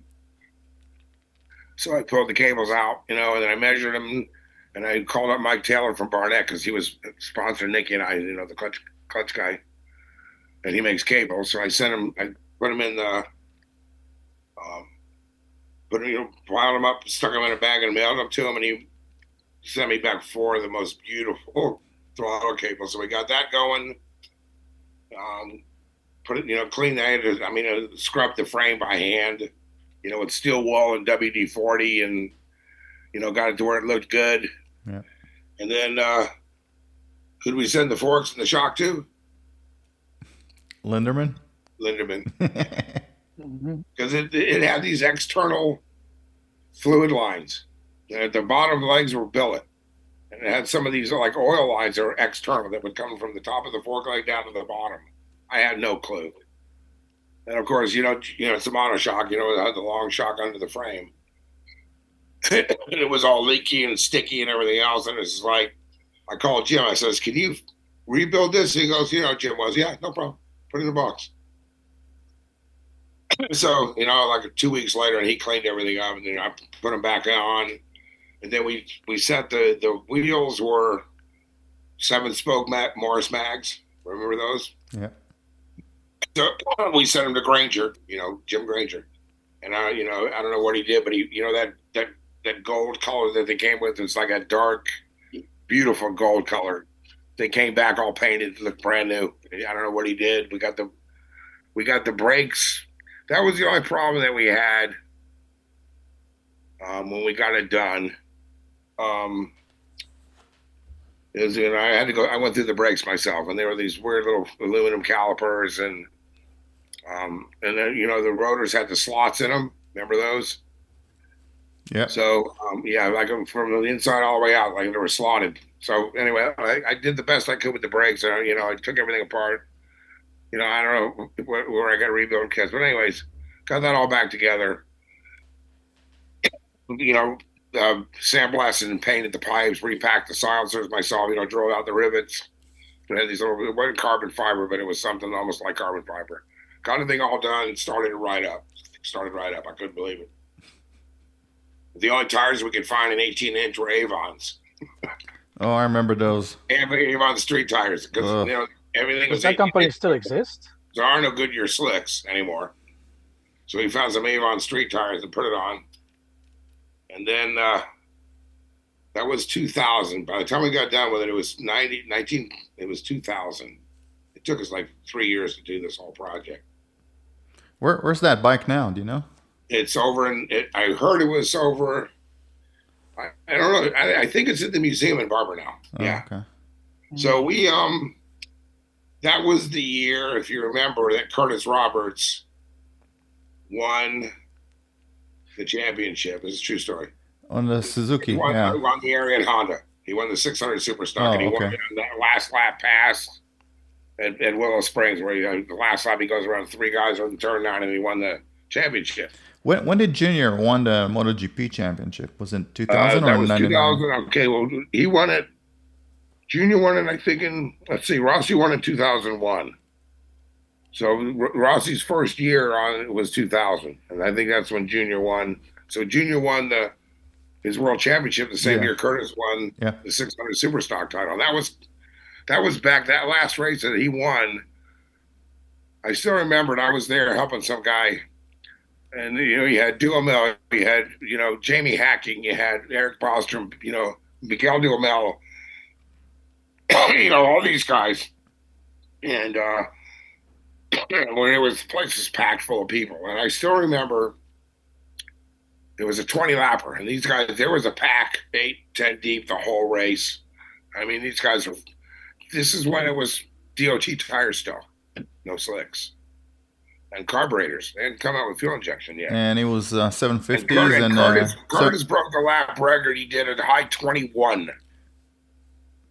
Yeah. High 21 or high 22, something. But he was. And it was 750s and the Ducati 916. Yeah, exactly. Yeah. So anyways, So we got the bike finished, and they had the AMA Awards banquet at the Flamingo Hilton in Vegas. And Kenny didn't know that the bike was done. We didn't, Curtis knew, Kenny knew, everybody else knew, but somehow they kept it from Kenny. So Kenny's not a big, never was a big fan of the AMA, but the AMA come up with some stupid lifetime achievement award that they're going to give them. So that was like the last, they got all, I think Benny Bostrom won the Superbike titles. All the Honda guys were there. I remember Ludington these Honda guys, they get the front row, when you win the, and I remember all the Joe Lombardo, all the guys at Honda are all drunk. It was like it's the end of the evening. So the very last award was the Kenny Roberts, getting this Lifetime Achievement Award. So Nicky and I brought the bike to the track, to the had it full of fuel and already started up and it ran. So we had it all timed out when they had a curtain. We were back behind the curtain. Kenny had no idea we were there with the bike. This is a true story. I think that was the year Roland Sands won the 250 championship too, I think. Anyways, everybody's pretty twisted, drinking because it's, it was the AMA Awards banquet. So Kenny stands up and they give him the big trophy and they give up a big standing ovation. And they open up the curtains open up. We push the bike in behind him and he doesn't even know it's me. It's behind him. And it's like, so now you hear, I think it was Ludington. I hope he sees this. It's like, now you're hearing everybody, it's red carpet on the stage. So you hear, start it up. And it's like, Kenny looks over me and he goes, no, this isn't going to be not going to be good. And then I think it was Ludington. I hear you, and he yells out really loud, you ain't got the balls to start that thing up. Wrong. Kenny looks over at me. He goes, well, start. I go, yeah, we just warmed it up. So he puts it in first gear. We back it up all the way like 25, 30 feet back. Pumps it, fires up, and just held the thing wide open. Filled the whole place full of smoke. We were laughing our asses off, dude. And that was pretty cool. And then the following day, Freddie Spencer was still running his school in Vegas at the Vegas track. Yeah. So he wanted to ride it. Kenny wanted to ride the thing, right? Because, we got it all done. Even though it had you want to ride it with these tires? He goes, hell yeah, I don't give a shit. So I still remember he wore his yellow stuff, the Eagle stuff, and his yellow Yamaha leather is just like, he's a little tight. They were a little tight, but so he rode it like he goes out for the very first practice or just a few laps, just to figure it out. Nicky and I are just sitting there just going, we just died, went to heaven, dude. Here he is, Kenny and Freddie. And it was just me and him and Kenny and Freddie just sitting there. And there was a couple other guys there. So he does like 3 or 4 laps, and all of a sudden you see a big cloud of dust in the very back section of the track, and I go, shit, he crashed the fucking thing. Excuse my language. And he comes flying back. And Nicky's, God's my, he says, he comes flying back into the pits. He looks at me and he goes, well, you got the brakes right, because they still don't work. I guess the brakes didn't work, right? They were new pads. They just needed to work. They ended up working okay. So he's like, give me a screwdriver. And there was like 5 adjustments, like 2 adjustments on the top of each fork leg, and one on the middle and one on the bottom. And he starts shoving on the forks. And I didn't really know what I was, I didn't know anything about these forks or where to set them up. And Jim set them up, probably just guessing. So he starts, shoving and clicking, just like I do. Just do it by feel. He's pushing and he give me a blah, blah, blah. Give me a 14 to put more preload. He's cranking on the preload. Starts pushing and clicking. He goes, okay, hold on to the front. We take the gas tank off because there's all the adjustments. You get, the gas tank shocks on the tank. Take off the gas, lift up the tank. So he's pushing on the back and lifting and pushing. Put 2 turns of spring in it. It was like yesterday. Like he'd already, the day before. Pushes on it again. He goes, okay, puts the tank back on, goes back out. probably about 3 or 4 more laps when the brakes came in. He's going to this U-turn in right in front of the track. Yeah. He's with these on street tires coming out of the corner, whoop, spinning it up and leaving black marks, and it's just like, holy sweet Jesus! Like, yeah, I was impressed. Yeah, that's turn one, right? Yeah, it's turn one. Yeah, so Yeah. you've been to Vegas. Yeah. I live in Vegas. Yeah, so he we did it like five, probably put about another 10 laps on it. Then Nicky and I are just standing there watching, and we're just like, life can't get any better than this. And the highlight of that was Kenny walks up to me, still had his helmet on. He puts his hand on my shoulder, like sincerely, and he looks at me straight in the eye and goes, "Thanks, dude. That's the coolest fucking thing I've done in a long time." Then we got to see him do wheelies in Laguna like later on that year. And I don't know, like I say, I don't know where the bike is now. Nice. Yeah, so that was a neat experience. That was 3 years of ass busted work, and he tried to give me money. I wouldn't take a nickel. We didn't charge him anything. Jim didn't charge us anything to paint the wheels. I mean, to do the suspension. Right? You know why? Because that's what you do. Yeah. Somebody like him. Camaraderie. Yeah. Absolutely. Yeah. That's a good story. Yeah. Good. All right. Now we have suspension questions for you. So you have a company called On Track Suspension. And when I first approached you, the first thing I asked is, "Hey, can we do an episode about suspension?" Right. Yeah. And then it turns out you have all those great stories. So we went through that great stories. Thanks for. Yeah, but now we have to. Oh, we should talk about suspension because that's what you do these days. Let me. So what I'm really doing now, not really much. I basically, all my experience kind of was geared around Grand Prix bikes, the bikes that weigh 250 pounds. I never really got into any of the super stock bikes. Never really messed with them until it was 2019. My buddy Whitney Blakesley, he used to own Champion Honda Yamaha back in the 80s and 90s. So, and he bought a 2018 600 R6 and picked up the phone. He hadn't ridden anything. He's like, wanted to just do track days again after not riding a bike for 30 something years. I think it was mid 70s at the time. He's still alive. He's like, I think he just turned 80. Anyway, so he buys an R6, and Whitney's like 140 pounds, little dude. So he buys an R6 and then orders a cartridge kit. And my buddy Eric Gray, who works at Gustin Motorsports down in Costa Mesa, they order the shock. He just bolts the shock on.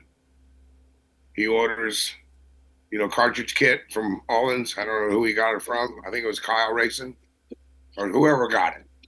So she starts doing track days. And he says, do this thing. I don't know if I forgot to ride and forgot how to ride.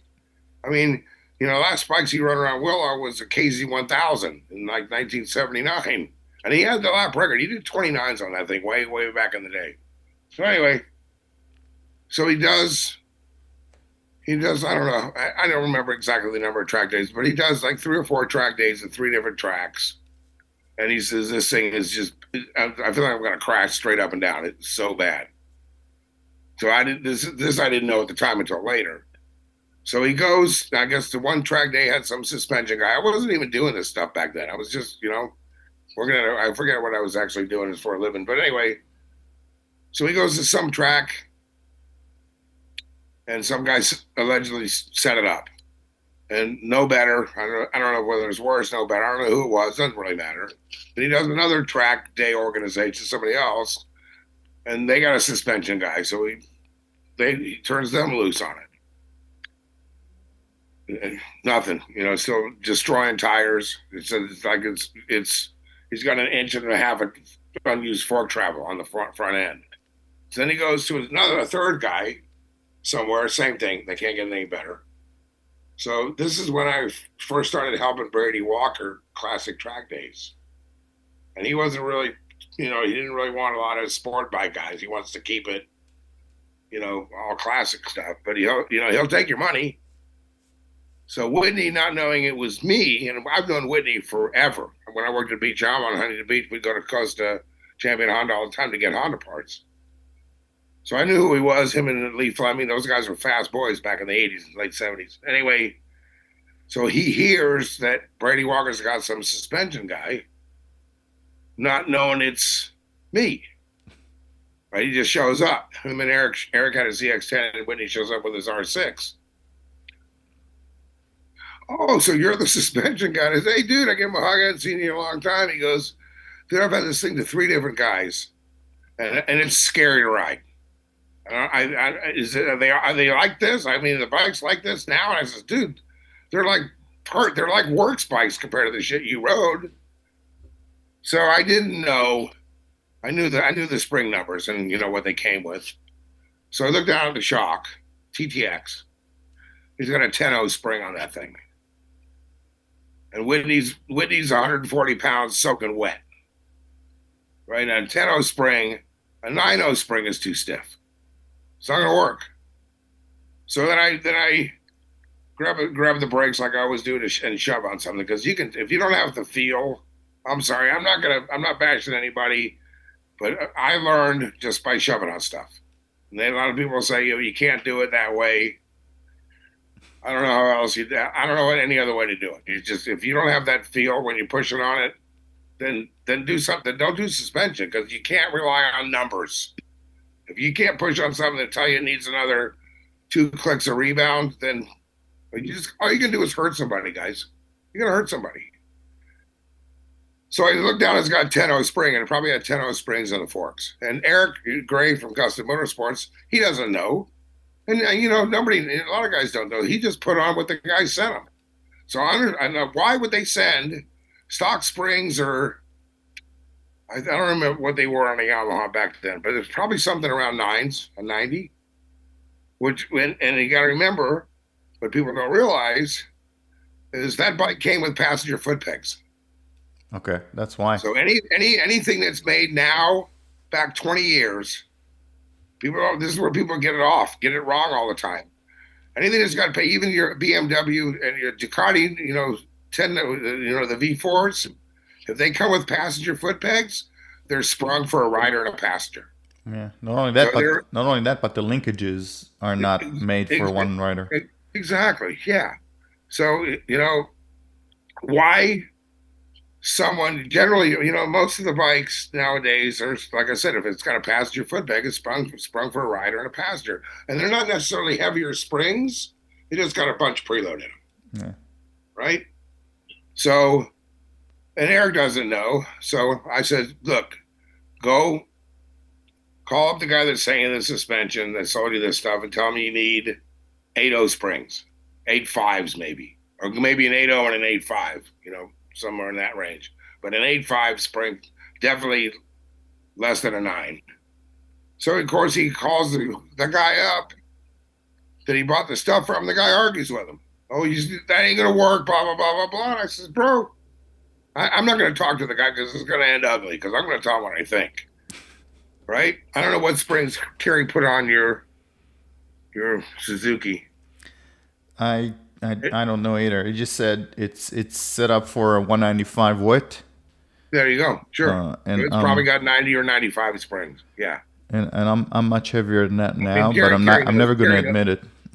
But Kerry's got enough seat time where he knows. So he finally gets the springs, and Eric swaps them. Eric Gray from Augustin puts the right springs on. I says, okay, come out to the next track day and let me fine tune it, make sure it's got the right preload. So we set it up.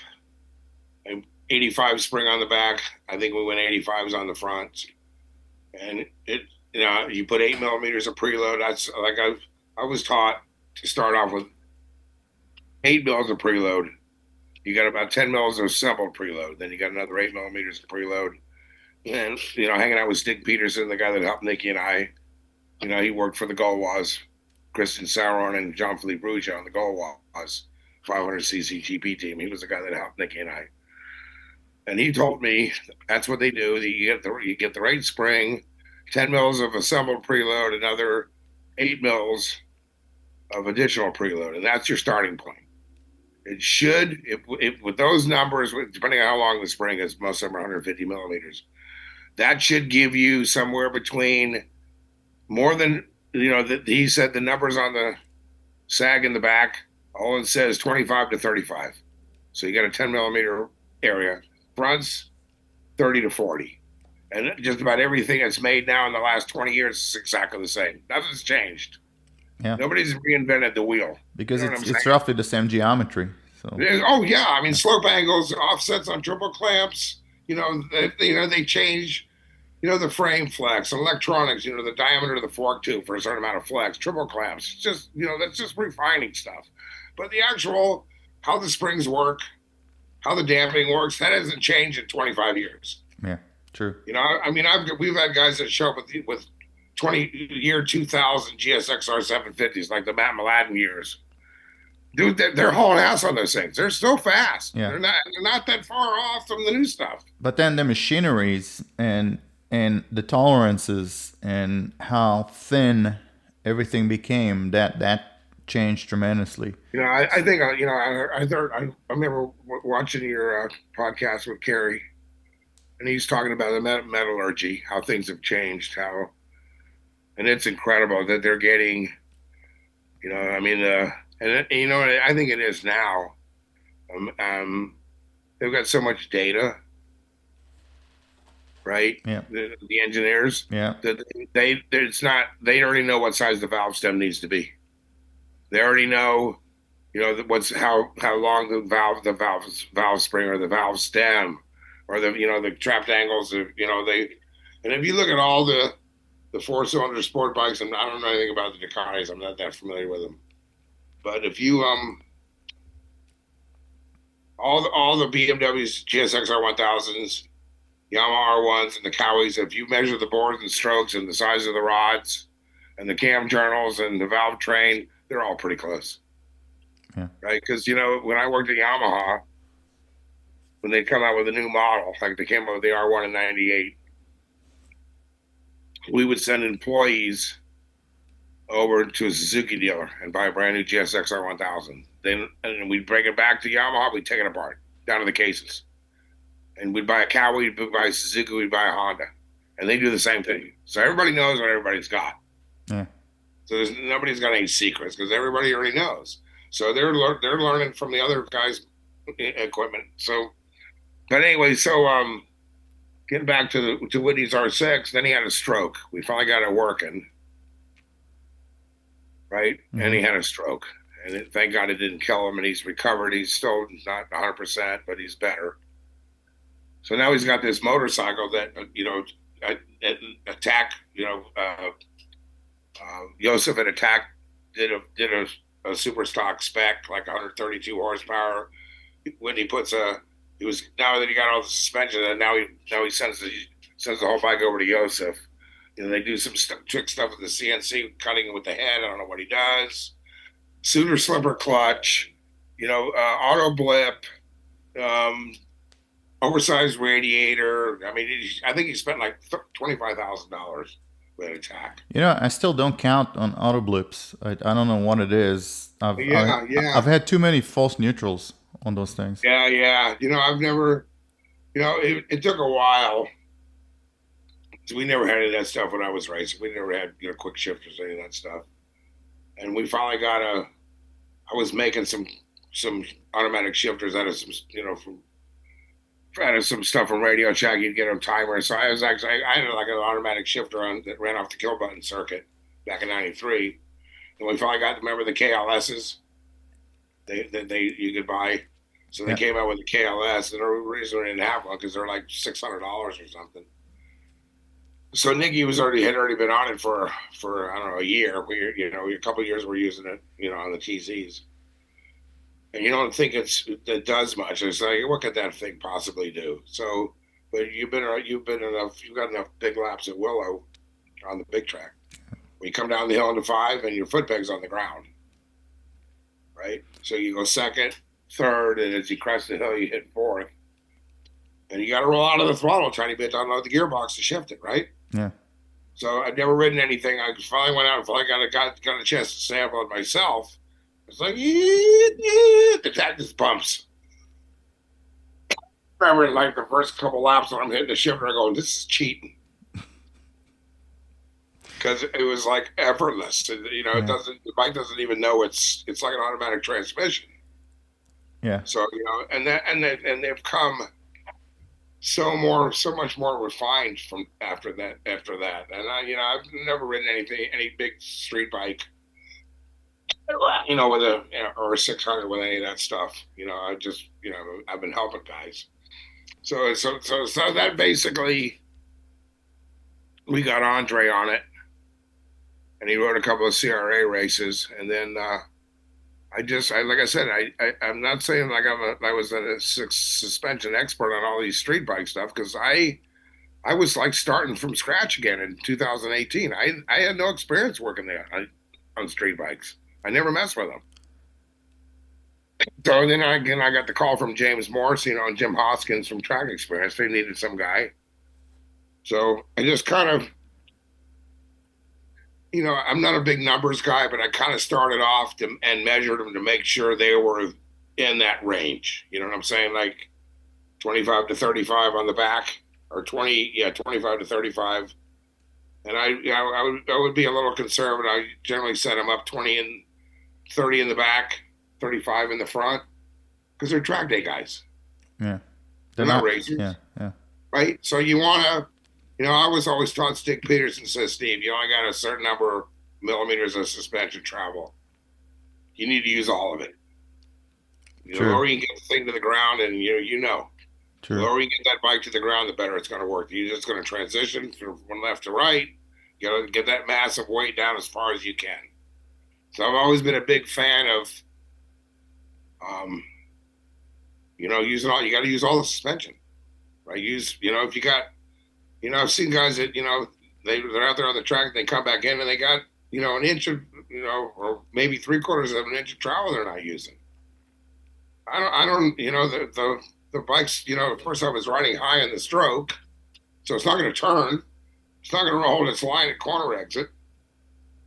And the guys, they just, I says, you need to run some softer springs or something, because you're not using all the stroke. So a lot of guys, you know, they don't know who I am. They won't listen. They just change the subject. So it's like, you know what? I'm the kind of guy where there's been more than, you know, instances more than 100, I guarantee it, in the last 5 years, where I have guys, if the rider's been, and I say, look, I don't know who set your bike up. It doesn't really matter. I don't care. But it takes, you know, a couple of minutes. Just roll your bike over to my pits, and I'll grab the brakes, and I can tell you by shoving on it, people say you can't do it that way, I'll argue with you until I'm blue in the face, because I can. If you can't, and I'm not saying I'm above anybody else, but I've been doing this for so long, I know what a good setup it feels like when you push on it. Yeah, if you've been doing it for over 50 years. Yeah, I've been doing it for so long, and I'm not saying it's going to be perfect, but I can tell you that you're not going to crash. You know, generally I'll have guys come by. I said, dude, I don't charge anything. If it doesn't need anything, you know, and there's been, you know, a few instances, you know, I've been helping Dustin, you know, with the track days at a couple of events. And yeah, I don't know if you've seen the new Suzuki, looks like the factory bike, like a super bike. It's like the GSXR 1000. So it looks like one of Ulrich's race bikes. Okay. So it's like a production, you know, 1000. And it's got the gas pressurized Showas, you know, with the chamber. Yeah. You know what I'm talking about? Yeah. The BFF. What's that? It's called BFF, I think. Yeah, the BFF forks. Yeah. So I had a guy come by with one that only had like 600 miles on it, and the first thing he did is he put some better tires on it. Although the stock Bridgestones, I think, were actually pretty good. So he brings it over to me, and I remember grabbing the forks, and it felt like a Grand Prix bike. I've never stock forks right off the factory. I go on the handlebars. I pushed on the front, a little bit of machine sag, you know, lifted the drop a little bit. Grabbed the brakes. I says, I'd be an idiot if I touched this. I don't know. Mine's I go, who's working on it? He goes, nobody. I go, that's why. Mine's the BFF, but the inside are Orleans. Right, sure, yeah. But So you could have probably gotten away with running the stock suspension. I just wanted something flashy. Oh, I That's know. all. Oh, sure. Yeah, yeah. Oh, I understand that. I just yeah I just I drove to a Suzuki dealership. I put a brand new GSXR in the back of my truck. I drove to Van Nuys. I gave it to Carrie. Yeah, you didn't even ride it. You didn't even ride it. Yeah. I didn't even ride it. Yeah. There you go. Yeah. And I I went like deer thing, and a year and a half later, that's what I got. Yeah. And then, Well, Gal's motto is if you can dazzle them with lap times, baffle them with fancy stuff on the bike. yeah. What is that? Dazzle them with brilliance and baffle them with bullshit. Yeah, fancy part. So yeah. There's- So like I said, I'm curious. Like I said, I'm not trying to say that I know more than any of these other guys do. Well, we're going to see right now because we have a bunch of suspension Okay. questions for Okay. you. I'm ready. I'm ready. All right, ready? Okay. Yeah. First Well, questions. let's start with a palate cleanser here. What would be helpful for our listeners is, you get a good feel for suspension. You can set it up just by looking at it in the pit. But often when I ride, sometimes I come back and if somebody's helping me with suspension, they go like, "So, how did it feel?" I don't know what to tell them. Right. All right. So, what do you listen to? What should Okay. people So, know or look for to tell me? a lot of it is okay. When you have first off, if you're fighting the bike, right? My whole plan when I tackle a job or a customer where the bike's my whole idea is to make that bike an afterthought. Where you're not even thinking about it. You just go into the corner. It goes exactly where you want it to go. It holds its line. It's stable under brakes. It holds its line under acceleration. So basically, when somebody comes over to me, first off, you can look at the tires. The tires will tell you a lot what's going on. And then, I'll have them hold the handlebars. I'll shove. I always start in the back because the back can make the front do weird stuff. The back's off, it'll make the thing run wide. So, anyways, I shove on the back, and I don't really say much. And then I'll say, "Okay, what are you complaining about?" So after shoving on it, I kind of already know the answer, right? But I got to hear it out of him. So we were at Buttonwillow a couple of years ago, and there was a guy that had a probably he's one of the RSV4 Aprilias, but they have the one that has the all-in suspension from the factory. Well, that Ollins, I could tell you, I had an RSV4. That Ollins is not. It's not Ollins. It's not real Ollins. But look, yeah. I know what you're talking about. It's yeah, OEM. Yeah. yeah. Oh yeah. But it was scary to ride, right? To where it's like I got no feel in the front, and I remember the first thing I did is I grabbed the front, and it felt good. It was, I don't think anybody done anything to the bike. It's pretty stock. He was about 225 pounds, but it did have a TTX shock on the back. So he comes in over to the pits, and I go, stand up and sit down on the seat. I wanted to see how far it moved. Just kind of, because you can tell an inch, right? You can see an inch or more. So he was probably 6 foot, not a fat guy, just a big dude. And he goes to sit down, it didn't move an inch, a half inch. I mean, it was stiff. It was destroying the rear tire. So I've seen this a number of times because the back setting can make the front do weird stuff. So I said, okay, hang on a second. So it had the hydraulic preload adjuster. So I just started, one rotation is 1 millimeter on spring preload. So I made a little mark, started backing it off, and I went like, I don't know, 4 turns, 5 turns, so 5 millimeters, quite a bit, 150 millimeter spring. It still had no machine sag. It was still a brick. So I looked down the spring at 95. That should be pretty close. So the way that thing is set up, you can't measure I usually like to get a measuring tape and measure the free length of the spring. I couldn't get a measuring tape in there, so I just keep on cranking. I did like 3 or 4 more turns, And finally, I was able to get the thing to move, where you push on it, it's actually moving. So there's no way this thing came this way from the factory. There's absolutely no way. Right?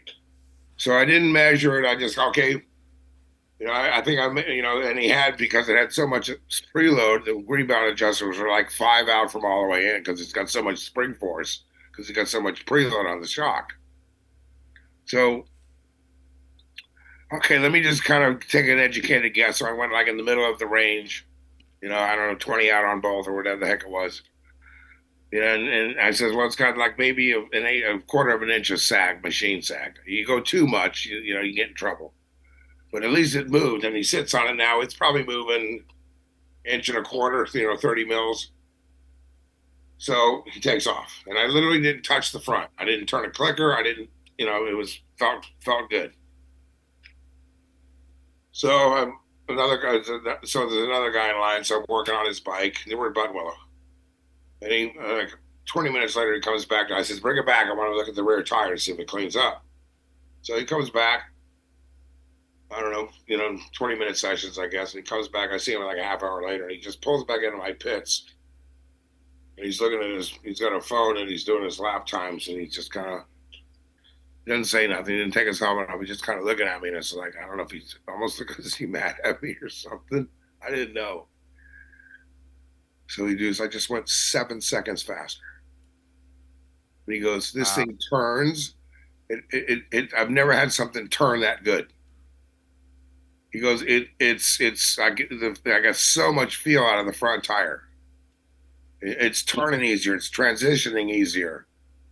I got feel. It's not running wide anywhere. And I just took I kind of guessed.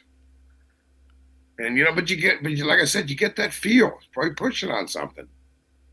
So he didn't understand. He goes, Steve, you didn't touch the forks. I go, it's not the front. So what's happening is the swing arm's not moving. When he opens the throttle, it's not squatting, right? Because it's so stiff. So it's trying to wheelie everywhere. It's pulling the wheel off the ground. You're driving around on the rear wheels the whole time. That's what's going on. So people will probably argue with me. You want to get the bike to turn better. You want to get weight on the front. You make the back softer. That's true. I found out. But it doesn't. But you think it wouldn't turn better? You're jacking the front of the bike out. You're adding more trail and more rake. Yeah. It's going to turn better. Yeah. It's going to. Okay. And I found out when you run these, a lot of guys like to run them really, really high. They call this ride height. That will affect from vertical. When you first grab the brakes to about the first 10 degrees of lean, because it's so steep. So your initial pull on the handlebars to get it to turn in is going to be better. But if everything past that, it's going to stink. It's not going to finish the corner. It's not going to hold its line because you don't have enough weight on the front of the bike. So anytime I've gotten into trouble with a bike where I couldn't, I had a ZX6. And we were at at Chuckwalla for a track experience weekend. And Sean was there, and that was the weekend he got cleaned out by some guy on an Aprilia. He was on his R3. Anyway, he had a guy with his 636,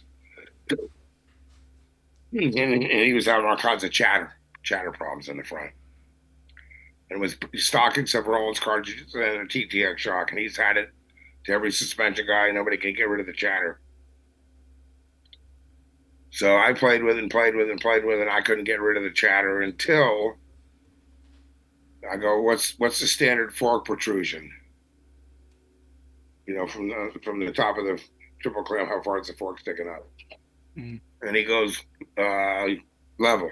Supposed to be just the cap showing. It was up 10 millimeters. So, and I'm going to be honest with you, how that got rid of the chatter, I don't know. I'm going to be honest with you. I mean, I've had chatter. Like most of the time, you get chatter mid-corner. When somebody says he's got chatter, is it on the brakes? Is it off the gas? On the gas? Mid-corner? All throttle on, throttle, neutral throttle? because there's all kinds of chatter can be caused by different things. So you got to find out where it's chattering first. And this was as long as he had it loaded, either he's on the gas or on the brakes, there was no chatter. As soon as that transition, you get into the corner, you get off the brakes, and right before you start rolling on that little gray area before, I mean, it was you could hear it. You could hear the tire chirping. And I played around with oil level, and I didn't play with oil level, but it felt good when you pushed on it. The back felt good. I go, is the shock any longer? He goes, no. So I finally said, well, I'm running out of things to try. He'd come back to me, 3 or 4 times, and I've tried a lot, from way stiff to way soft, lots of preload, unwind it, make it free, make it stiff. And I says, go back to, you got to stand, to go under the triple clamp. And I says, yeah. I said, go get it, and because I didn't have one. And let's put those fork tabs, those forks back where they're supposed to be, stock. So 10 millimeters, I didn't realize is quite a bit on that, as far as trail numbers go. So we pushed him down, made him even, went back out, gone. He's been battling this for like a year. And he came back after we lowered the forks and put him back to stock. That is interesting. Amazing, yeah. So only it was a little less weight on the front, basically. So when you push the forks down, you actually raise the front of the bike up and steer better. Yeah. Right? Yeah. So a little less weight on the front, basically, when it's not on the gas. When you raise them up like that, it takes weight off the front. Yeah. So like I said, I'm not like, I didn't go to engineering school to figure all this stuff out. But every time I got in trouble, and sometimes you go the wrong way, because especially if it's an aftermarket suspension, you don't know if somebody's done any revolving. Sometimes it's you're going into something blind, and 90% of the time, probably maybe more than that, I just go back to stock. Put it back. Where was it set up from the factory? How much? Other guys will change oil level. They'll do this. They do all this, and it's like, sometimes. You need to just leave it alone and ride the darn thing, especially now. If you looked at the suspension on the new R1M, they got this amazing stuff from Kayaba. The shock is it's got high and low speed compression and rebound. Shocks have high, compression and rebound on one side, and it got high speed compression on the other side. I mean, you look at these forks. If I was going to buy a bike like that, I don't know if I'd leave that stuff on there if I was racing. But a fast track guy, that's adequate. Yeah. No question. Yeah. Everybody, like you did, you went out and you wanted to buy the Olins. Yeah, okay. That makes sense because at least you're giving the Olin stuff to a guy that knows how to set it up. Yeah, right? True. And you drop that bike off with confidence, knowing when you got it back, your biggest concern is what you're going to have for lunch. Right. Yeah. Also, I like to go out to the garage and just look at my bikes. Yeah. I've been doing a lot of that, guys, because I haven't ridden in 8 months because of my eye thing. Okay. But, yeah. Let's push through those questions that we have, the suspension questions. Okay. First one, talk about sprung weight versus unsprung weight. As far as suspension goes, yeah. The first thing that you noticed when you put different wheels on a bike, you're gonna get acceleration. That's kind of where that's where that comes in. Anytime you can get weight off the end of the swing arm, the bike's gonna react quicker. Yeah. So, but then of course you've got. You got to remember that they got to make these things sturdy enough to handle the street, right? Every time I see, you got carbon wheels or no? Mags. Okay. So I don't have street wheels for sure. No. Yeah. I don't know. I've never been a big fan of magnesium stuff for the street because if you hit something like a manhole cover, it's gonna break instead of bend. Yeah. So sprung versus unsprung is sprung weight is anything that's above the suspension. Exactly. Unsprung, Yeah, anything that's below the suspension. exactly. Your Yep. wheels, your disc brakes, your Yep. calipers. Yep. Yeah, all You that. know, but Okay. like we had a chance. You know, when I was tuning for Nick, we got a Marchesini sponsorship. So you know, the stock wheels on the TZs, they're really thin. They're really good. They're aluminum cast. They're cast aluminum, but they're actually pretty thin. They're really light. But Marchesini calls up and he says, "Hey, will you put a sticker on the bike if we give you 2 sets of wheels every year?" And I went, "Sure." So so that was another thing. But then the thing about it is they you got to give them back at the end of the year because they start to deteriorate, which I had no idea. You know, Yeah. when you get them out, we used to get them out of the brand new. You know, they gave us back then the stock TZ front was a 375, and the rear was a 5 1/4. So they gave us a 375 and a 350, a little bit narrower, to pull the sidewalls in, and then the stock rear was a 5 1/4. And they gave us a 5 1/4 and a 5 1/2. So, and we tried, you know, different, you know, you're talking an eighth of an inch on one side, you know, it changes the. So we tried both wheels. We'd go out and put the same tire on one wheel, then swap the rotors, and Nicky go out again because he couldn't feel any difference. I rode it, I couldn't feel any difference. Okay. So you know, I don't Yeah. know, you know, why they would even do that. I guess it's change the profile of the tire. I'm thinking. Could be. All right. Next question. Talk a little bit about the basic setting of suspension: sag, compression damping, low and high speed compression, Yeah. rebound, and sag. Just short answers. What did they do? You know, I used to, you know, the numbers that I used to run on Nick's TZ are basically the same stuff you're running now.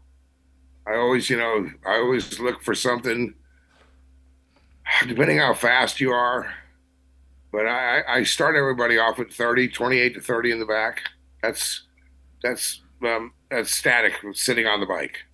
And then if and then the machine sag, I like to keep around 5 to 6 mils, quarter of an inch.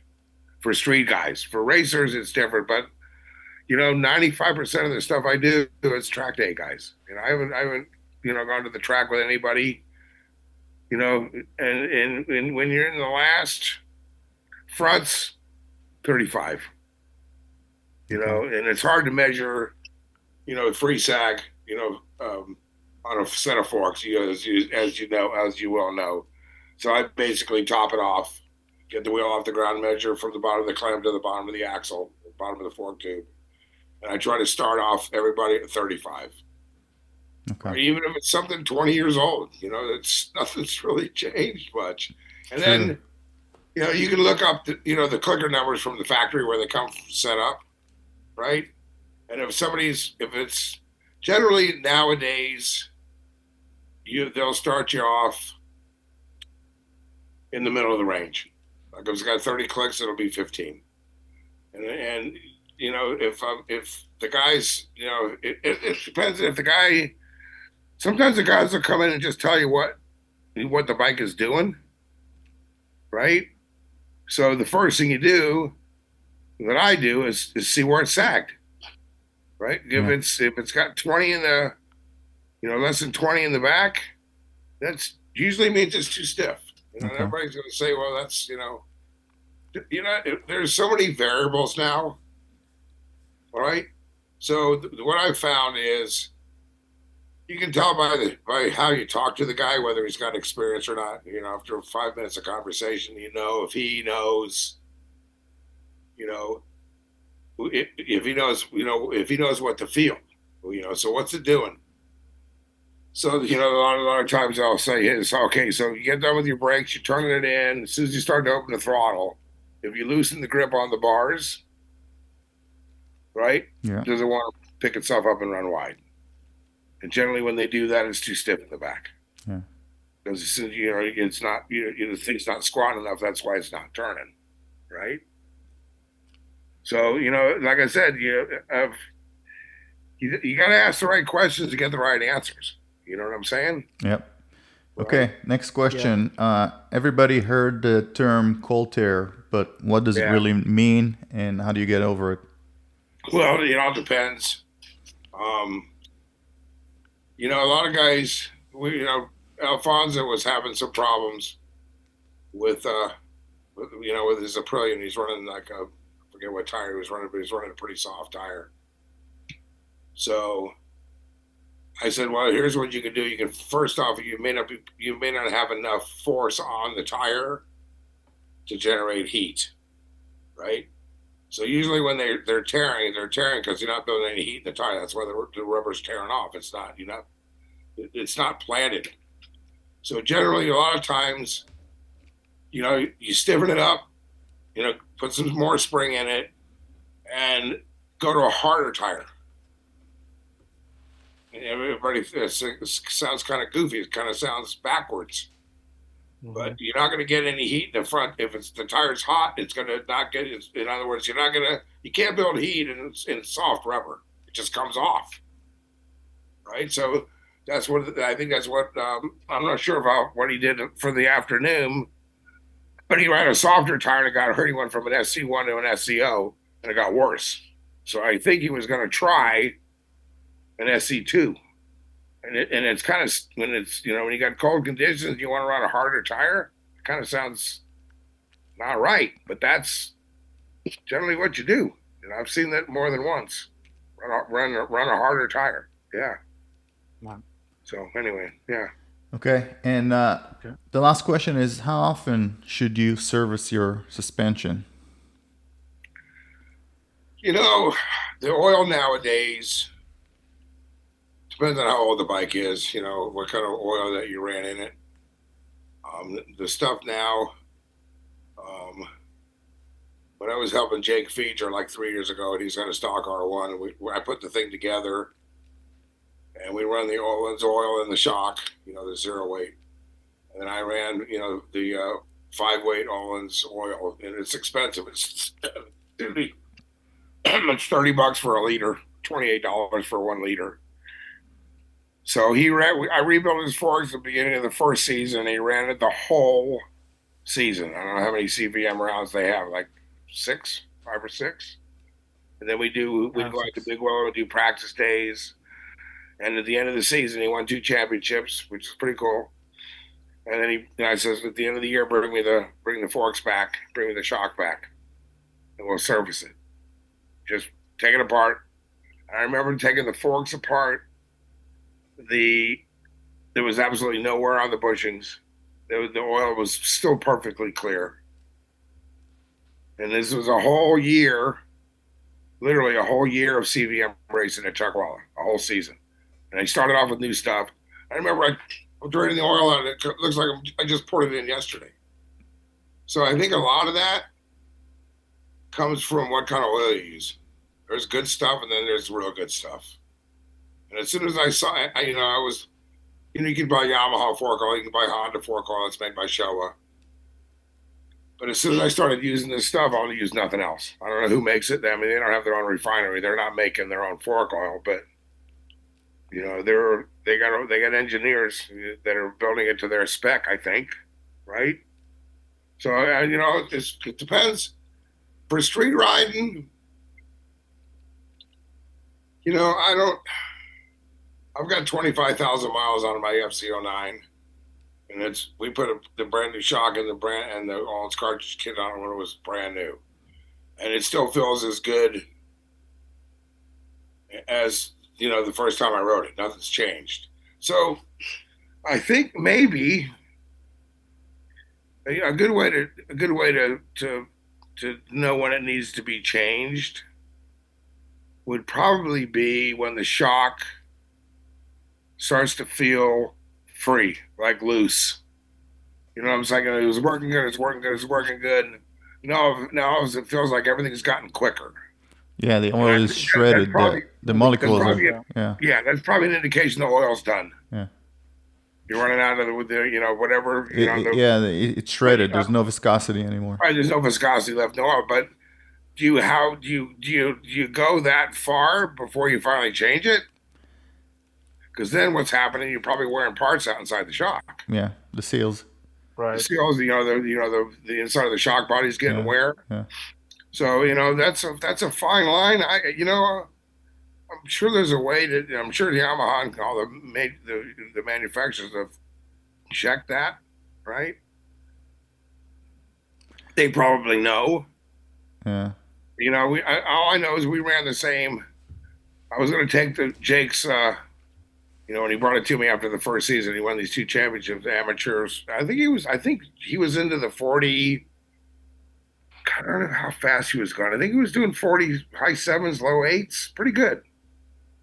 It was a stock 2018. Anyway, I remember him bringing me the forks, and I drained the oil out. I was going to take them all apart and clean them out. And I said, "Screw this! I just poured more oil back." I just drained them overnight, poured oil back in them, and gave it back to him. I said, "These things, SKF seals, and the oil that came out looked brand new. I don't think I charged him, but I didn't take them apart. I just set the oil level back to where it was, put the caps back on, and said, here." And he was right the shit out of that thing. So I think, like I said, I think a lot of it depends on how old the shock is. Number one, because the older stuff, like I said, all the new stuff now, like the new Ducatis, any of the new 4-stroke BMWs, they're running high end stuff in those forks. Yeah. So I would probably say if you're a serious street rider where you're riding canyons and you're on a sport bike and you're riding it hard and you're rolling up every weekend, I would say 25,000 miles, get shock done and the forks done. Yeah. Okay. So I got 26,000 or 7,000 on my FZ09. I probably won't touch it until they start leaking. That's just me. I hate to be honest with you guys. That's why I send stuff to JJ now. I've been doing this for so long. I'm good at setting stuff up. I'm probably as good as anybody. I'm not going to say I'm better. But after 50 years of getting your hands dirty, Yeah. I'm kind of over it. And I'm not saying that because I don't want to, I'm lazy, but you can understand, when you start taking fork seals apart and how hard you try, you end up soaking one of your tennis shoes with fork oil. I don't give a shit. I can remember this goes back. I don't know. I was doing a set of forks, and every time you do it, okay, I'm gonna make sure I got the drain pan right here, and I got the little things to hold the fork.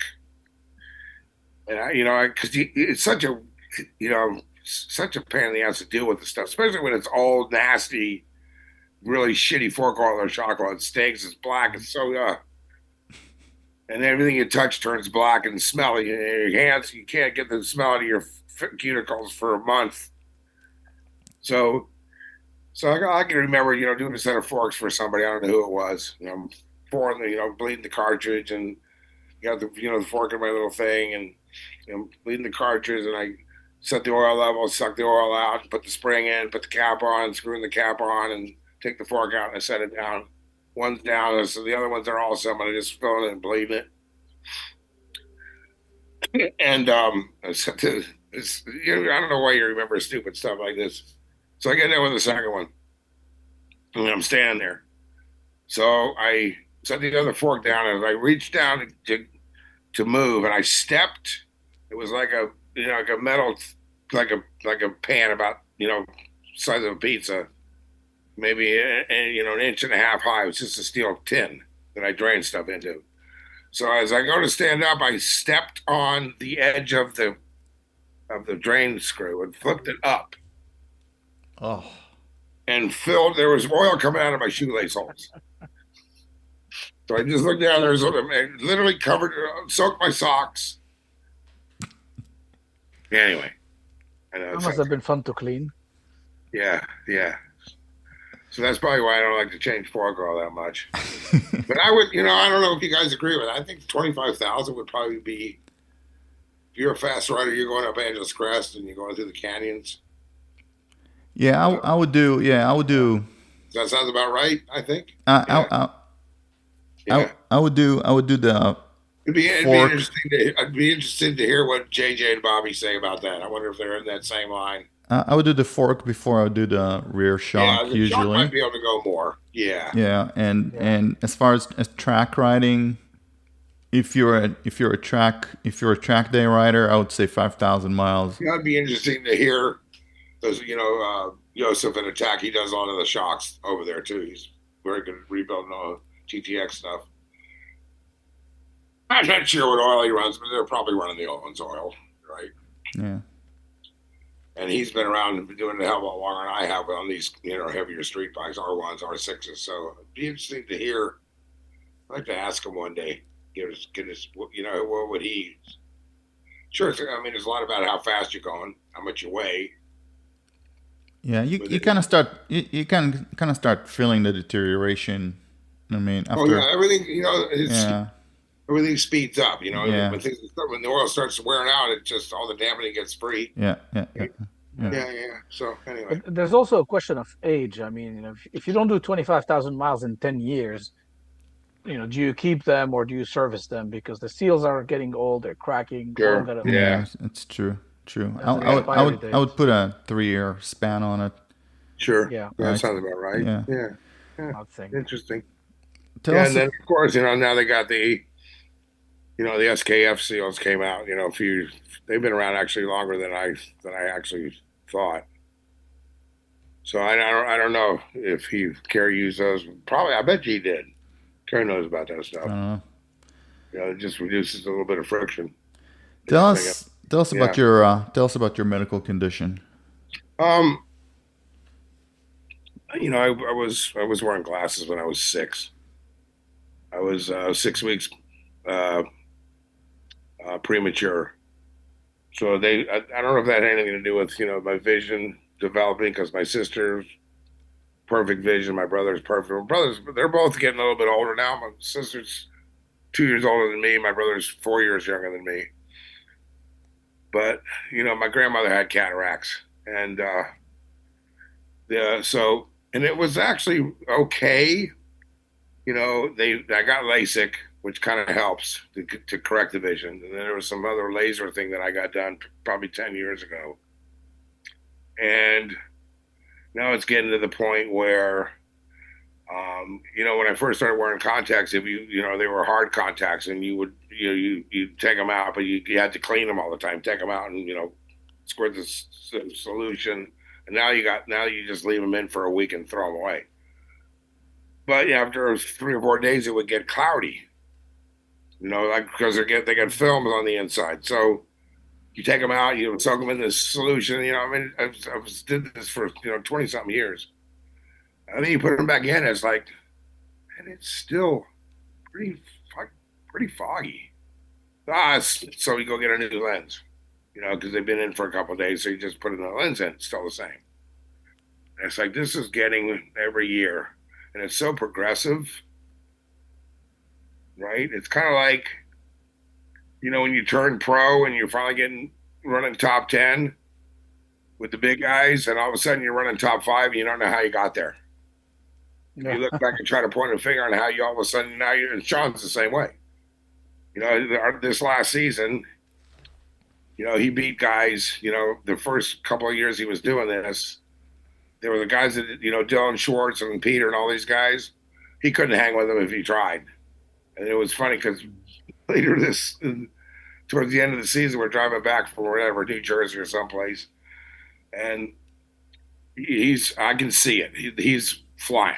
I mean, he's still 5 seconds off what the AMA guys did at the same track, 25 years ago, but he'd be top 15 in an AMA national the way he was riding right now. But he doesn't realize it because the progression is slow. And coming back from a couple of races, he goes, "Man, I don't know what's going on with Peter and Dylan and these guys, man. I mean, it's like they're not going near as fast as they used to go." I said, "Dude, it ain't. It's you." And I told you when we started, all of a sudden you're going to be top 5 or top 10, then you're going to be top 5, and then you're going to win. And he won a bunch of races last year. And it's like, how did I get here? You don't know. You just got to keep plugging along, pay attention, set the bike up. And we set the bike up at Indy this year, beginning of the season, and then ran it the entire season. I don't know how many more tracks without touching it. The only time I touched it, it was so good. Nicky wrote it. He said, So, anyways, to get back to the eyeballs, yeah. So this is getting to the point where at night I'm riding, I can't see clearly. I can't see this. So I go back to the eye doctor. They give me a stronger lens, and this is going on like since 2015, 2016. To where now it's gotten to the point where I can't read a menu.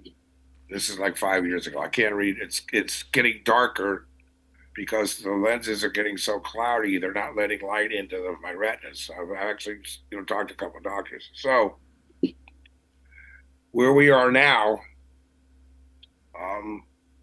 is I've been to a couple of eye doctors. A guy down in Torrance named Babak Sabadian, a German guy, and another guy named Height, who's up in Redondo Beach. This is lens replacement, where they got to come in and slice the eyeball and they take your lens out.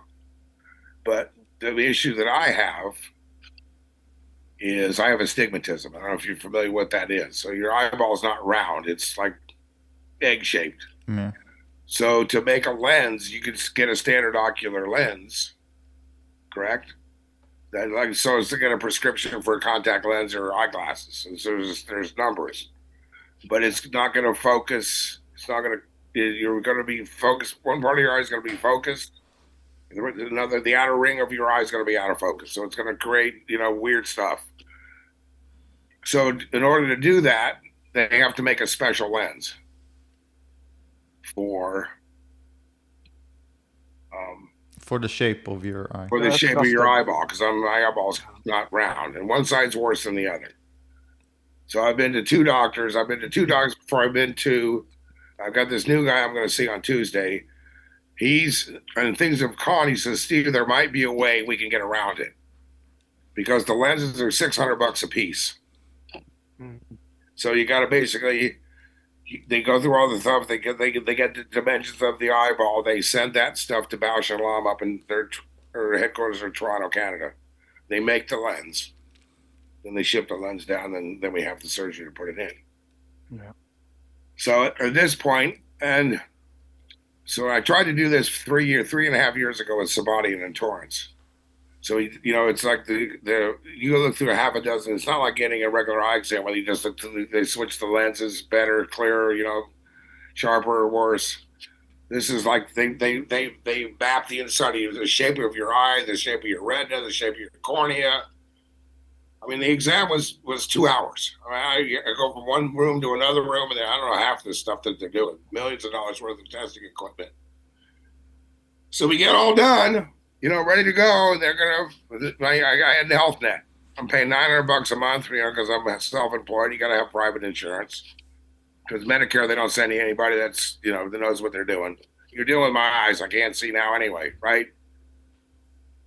So we're almost ready to go. I'm going to have to pay 20%. And it's like $18,500. It's not cheap. So the day that I was, you have to pay for everything ahead of time before they do the surgery. They're going to pay for the lenses to be made. And I paid the $200 out of my pocket for the exam. So it's another $17,000, whatever the heck it was. So I'm getting ready to come in. They got the lens. They hadn't made the lenses yet, right? Because you got to pay for them first. So I get a text. My doctor gets an email from HealthNet saying that these lenses fall into the category of being elective cosmetic surgery. Wow. So first of all, I have to say this is bullshit. Everything to do. I mean, both me and Nabil, we weren't born in this country. Yeah. But coming over here, I can tell you that the entire medical system here is a racket. It's just a racket. It's not. It's business. They don't give a shit whether you live or die. Yeah. You know, and then, you know, we were ready to go, and I've given these guys $900 a month for 15 years, and they can't get off of $17,500. Yeah. So, and like I said, you got to bite your tongue, you know, and you feel bad for this one health insurance guy that got shot, killed, but. You know, it's and then you see, oh yeah, the CEO of HealthNet made $26 million last year, and they could have done it easily. Yeah, yeah. And then you find out that some of the agents that work, they get bonuses for the most claims they turn down. I think a part of the problem, or most of the problem, I think, is the fact that we have health insurance. There shouldn't be anything like that. I mean, it shouldn't be insurance. No, it shouldn't be insurance. Yeah. Everybody should that have. layer is a disaster. Yeah, everybody should have coverage. System. Right. And you know, I'm not here trying to figure out a solution because, you know that I mean, it's a much broader problem of the fact that politicians need money to run, right? And you know, like I said, I'm glad you guys. I know we talked about this earlier when we were talking about, you know, this whole deal that we're going to do, and it's almost criminal, is what it is. It is criminal. It's just that they're in charge of the law, right? So they can make. So they control with your livelihood. Yeah. This is basically, we're talking. Once you get the lenses made, it's 15 minutes of surgery.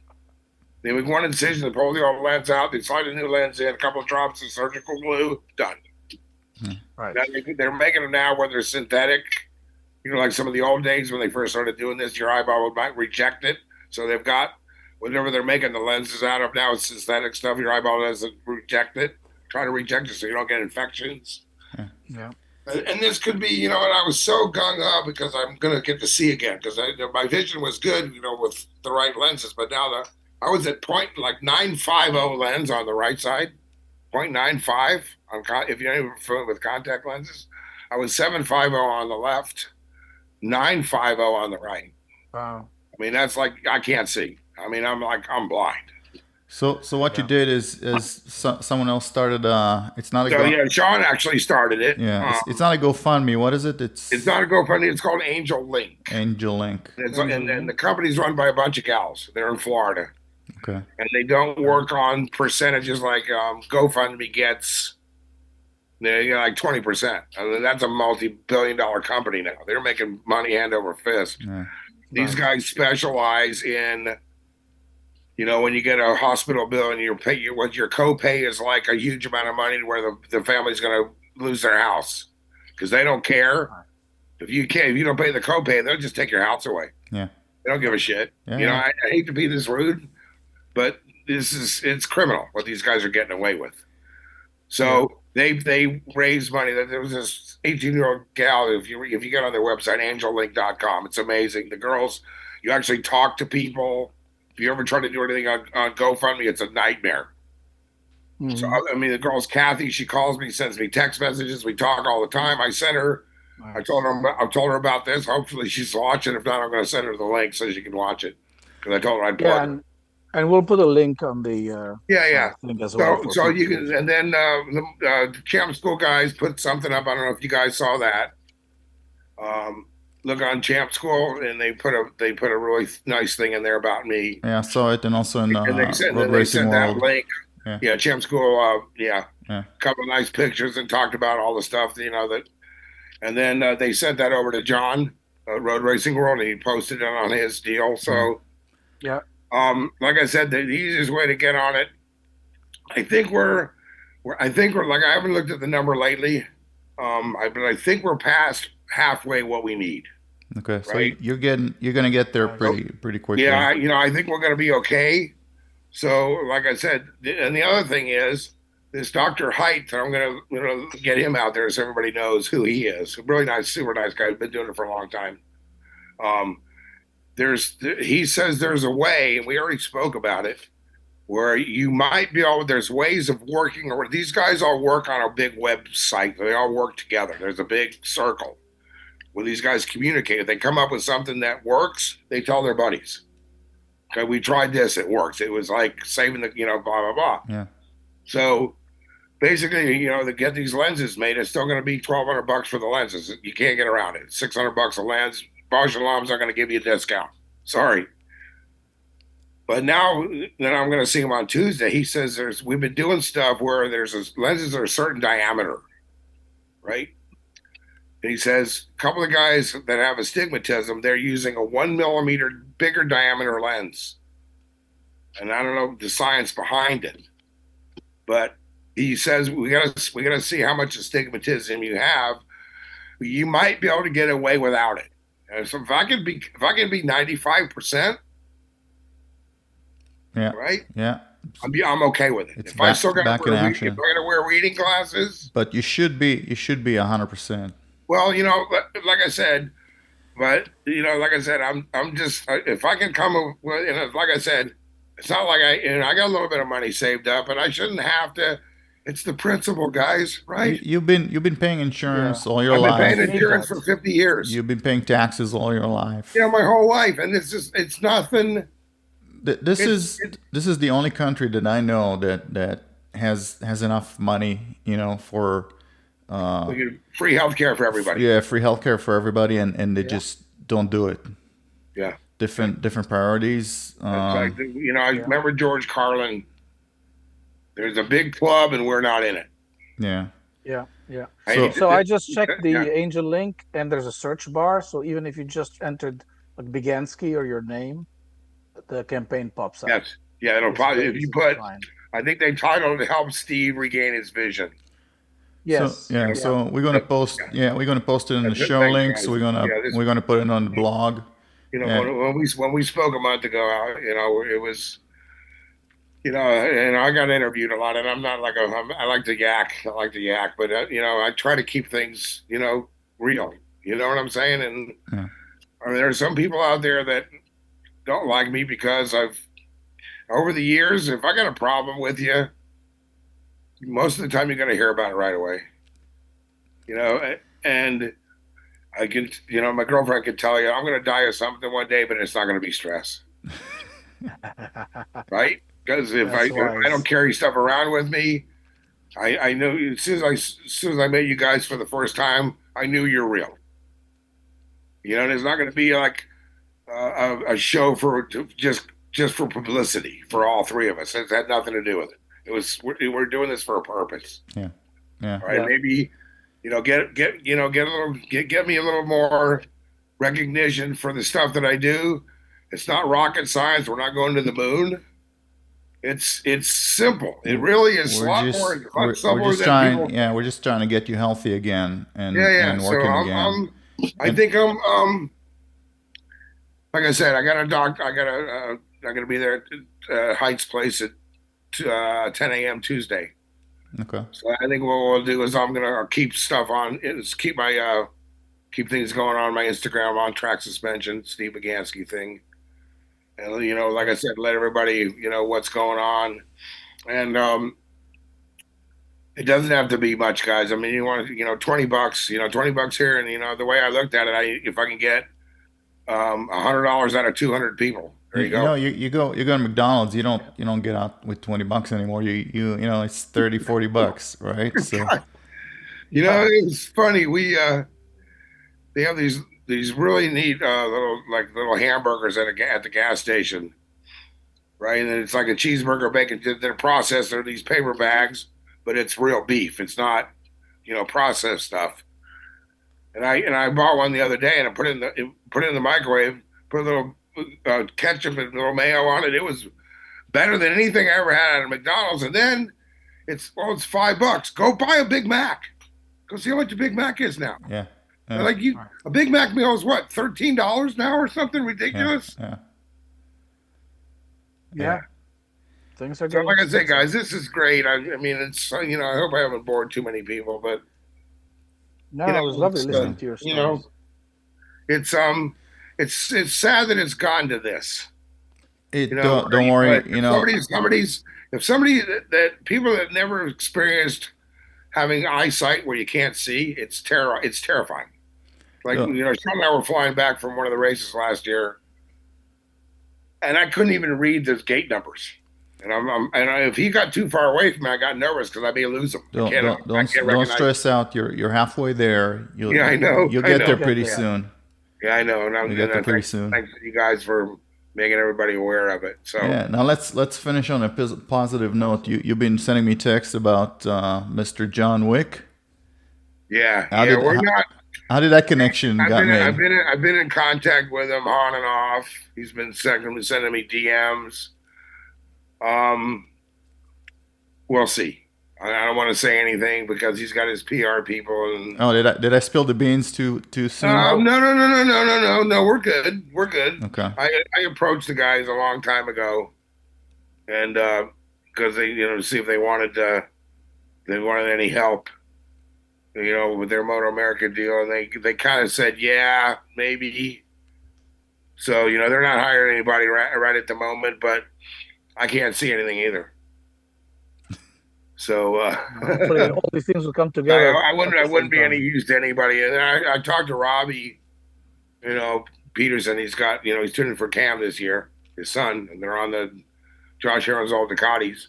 Me and Robbie go way back, and I talked to Robbie actually this morning when we got to the track, and I thought he was going to still. They were tested here early this week, and I said, "So what's going on with how's Cam doing?" And I guess he did. They were there here Wednesday, and he was sick. And he wasn't riding Heron's bike. He was riding some stock street bike, Ducati. And he went 45 flat here. And I don't know if anybody knows about lap times. The lap record is like a 42 something on a full-blown super bike, high 42. Yeah. So he was lapping in 45, minute 45s. But, Robbie, I talked to Robbie this morning, and he was, he said Cam has got the flu. He said he's so sick, he's 3 laps and he's done. So they stopped early. They were supposed to spend, they were supposed to, spend, all the way till Friday, I think. So they got to the beginning of the week and they were going to spend, 4 or 5 days. And then, of course, as sick as he was, the kid's got the flu, Cam. Yeah, so I talked to him this morning and they're going to take off. They're gonna go. You guys been to Podium Club before? I haven't. Yeah. So they're going to Podium Club on Monday, and then Arizona. he hasn't ridden the race bike yet. So they're gonna start off with the last race that Josh Aaron ran, wherever the last race of the year was. I don't remember. Moto America. So that's gonna be their starting point. So Robbie's like, did you get it over your head a little bit there, Robbie? Because the electronics on these things, I don't know if I'd even take the job if somebody asked me. It's funny. I don't think I'm capable of it. It's funny how Josh is back in 600s next year. Yeah. I don't know why. I mean, someone wins a championship, you give him, you give him another season. Sure. Yeah. That's another thing. And I'm not a big fan. It's not like I love Wayne Rainey. I've known him and Chuck forever. It's just, I don't really see anybody that wins a championship in Moto America really going anywhere. I mean, who's going to? Sadly. I mean, it doesn't really mean not a championship in that class isn't. Nobody's like Alberto Puig. It ain't going to call you. Sorry. Yeah. Interestingly, when the Europeans came over, how competitive it is, this Sario kid that ran Twin Sport, he won the Twin Sport championship. He's gone. He's over in Europe again. He won the championship. What did he get you? A handshake. Yeah. No prize money. That kid's. Although it's a very competitive championship, right? That kid is. I don't know what is a Moto America, and it's not really a Moto America. It's AMA. It's not a Moto America. It's AMA. There's like the prize money is non-existent now. They got a lot of these stupid rules where you got to buy these tires. You got to buy, fuel. $400 for a 15-gallon drum of fuel. Everybody's over the same fuel. Well, you gotta if you want to make money. I hear if you want to make money in Motor America now, you gotta ride a bagger. God. Fun category though. You know, and like I said, I've known Wayne forever. You know, we raced 250s together in '84. I ran some fun and well racing against him. And if I, you know, we used to have, this sounds kind of mean, but you know, back in the day, you'd see guys that did really well in AMA, you know, and then next thing you know, they're racing super bikes, and now they're on 600s, right? And then now all of a sudden they're racing. Well, I forget. We had a saying that you know your career's over or close to being over when you're racing the Weir Endurance Series. I'm not saying anything about the Weir Endurance Series, but they're not even racing West Coast anymore, do they? Yeah, they're gone. I don't know what happened. Yeah. Yeah, they don't. Yeah. But you know, like I said, it was, you know, I was kind of done, you know, with the eyes going. And, you know, then, you know, I helped Sean a little bit. He originally just came to me to get his chassis set up, and I had the numbers from Nick. It took me 10 minutes. Well, you helped him enough to the number one plate, right? Yeah, so then we did a few races last year, just East Coast stuff. I don't think we did Laguna. Anyway, and then last year, at the beginning of the year, he says, dude, I think I've got enough bikes that I'm transporting, because that's what he does. He's got the big trailer. So he's taking a half a dozen, 6, 7, 8 bikes across country. You charge him for that. So, you know, I mean, it's expensive, you know, to race that whole series. You're going, Ohio and Atlanta, and you're all over the place. Oh yeah. So he finally got enough not sponsorship, but enough guys going where you can, if you do it right, you can do it for free. You're not going to make any money. But then again, he's got time away from his work. He's got a big, you know, he's a really nice, I don't know if you've seen what he's done. Get on San Diego Sash. This guy's, you know, he makes old, you know, new old stuff, old doors and windows, you know, like they're brand new, but old school, how they, you know, they're not glued together. It's mortise and all this trick stuff. I mean, the guy's, if you ever been to his shop, he's got some of these machines that do some of this stuff. He's got some really good guys working for him. So, but anyways, he wanted to know, you want to do the whole season? And I went, I don't know if I can end with this. You know, so you know, the last race, we were a couple of 1,000 points or 1,000 points behind, excuse me, Ralph Staropoli. So we're second, and it's his first full season. He's never been to any of these racetracks. It's only his third year riding a 250. He's racing against the guys that he races against. You know, 80% of the guys are all ex-AMA 250 guys that have been riding 250s for 20 years or 10 years, or probably 20 years since, you know, the 90s. And, you know, they're in their 60s. They're in their 60s, and in some instances almost 70. These guys aren't slow. They've been riding their 250s, you know, they nonstop. A couple of the guys never stopped. They've been racing Armour since they stopped racing pro. So not only did he win, but he saw just none of the tracks he'd seen, except for Birmingham, Willow, and I forget where else. But it's his first season. So, you know, Ralph had a problem. He got beat in the first race, got second, and there wasn't any chance for us to win. And then the last race, I guess, like 2 laps to go, Ralph was I got into lappers, the 125 guys. So he got into a lapper and ended up having to run off the track to avoid him. I guess he got committed, and I don't know what he did, but he ran off and tipped over and didn't finish. They threw a red flag. So I'm kind of throwing the numbers around in my head because I don't know the point scoring system. And it's like, this guy, I think he just won the championship. And like I said, you can, ifs and buts are, you know, don't mean anything as far as I'm concerned. You either, doesn't matter how you got there. Number one plate's number one plate, you know? True.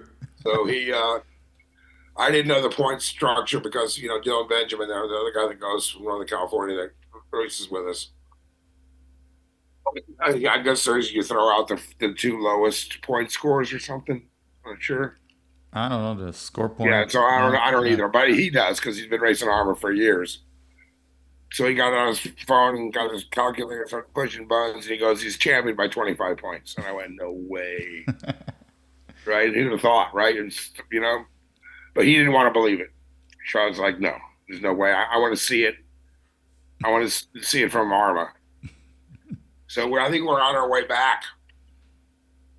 We're on the road for coming back from Birmingham, driving back, and I took a couple of days for them to get the numbers official. And then he finally gets a text on his phone from Dylan. So I think he went by 26. Nice. In his first full season. So everybody, oh yeah, it's a stupid little trophy. Well, stupid little trophy at AMA too, Moto America. What else to do? Yeah. No prize. And then some of the classes. For some of the races, some of the riders themselves were putting up, throwing $100 for a purse. So he finished in the top 3, and he won I think he won like $40 last year. Something ridiculous. It's not even about that though, right? Yeah, it's just about getting it done. He's got a the love of the sport. It's Arma. It's like a stupid, goofy Arma. You get a stupid little plaque, but he's 50-something years old, and he's his third year on the 250, and I'm so proud of him, dude. I mean, he's crashed. He had a couple of big crashes, shook him off. Got a couple of the tracks we went to. He's not. He'll probably see. He's going to hear this. You need to forget about your business back in El Cajon. Because distractions in this business will kill you. Yeah. So I'm not getting focused. He's talking to his wife all the time, and he's talking to his guys. I understand he's got a business to run, but you make them. As fast as these guys are not going slow. They make you've been down, just blink of an eye, and next thing you know, you're on your head. And you don't even know what happened. Yeah. So the last thing I want to do. That's why I work so hard to try to get the bike good. That's the last thing I want to do is see this guy get hurt. And you start to remember, you start taking things for granted. You forget about how dangerous this shit is. And then, you hear like what happened, these people dying, so, yeah. I still, the night before a race, I'm still nervous for this guy. I mean, he's my buddy. Yeah. Hopefully I did my job right. And hopefully he, it sounds kind of stupid, but I would rather die than live in a wheelchair. Yeah. So that's what scares me. Sure. Yeah. Well, I used to skydive. I used to be a skydiving instructor, 20 years ago. I've jumped out of a perfectly good airplane 300 times. So, I couldn't kill myself with cocaine. I couldn't kill myself road racing. Gotta try something. Yeah. So yeah, and I've had 2 instances where my main chute got tangled. Ugh. Right. You always pull at 5,000. You never go into you can, right? But if you don't, if you go under 5,000 feet, then you have a main problem with your canopy, where you got to cut it out or get rid of it before you pull your reserve. You're falling at 125 feet per second.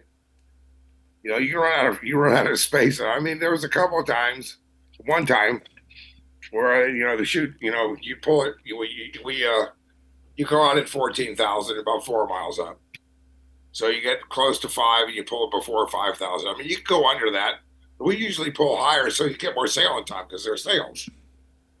So I had to, I wasn't paying attention, and I got like an 80% deployment. There's ways you can try to dump and refill the chute. No success. So I tried twice, and I should have got rid of the thing straight away. So there's these little things that release the canopy, but since you release the canopy, you got to get airspeed. You just can't pull the reserve chute. You got to get up to 70 miles an hour. So yeah, otherwise it's not going to open.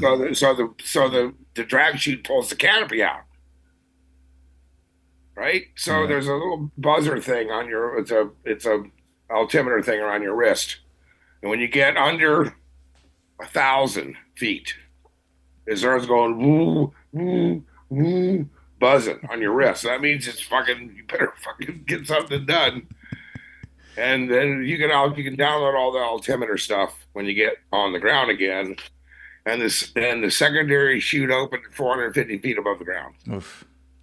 Wow, that's close. Kind of close. So you know what you do? You Go back and go up again like 10.5 half hour later. you start humming the Mission Impossible theme. So when it happens the second time,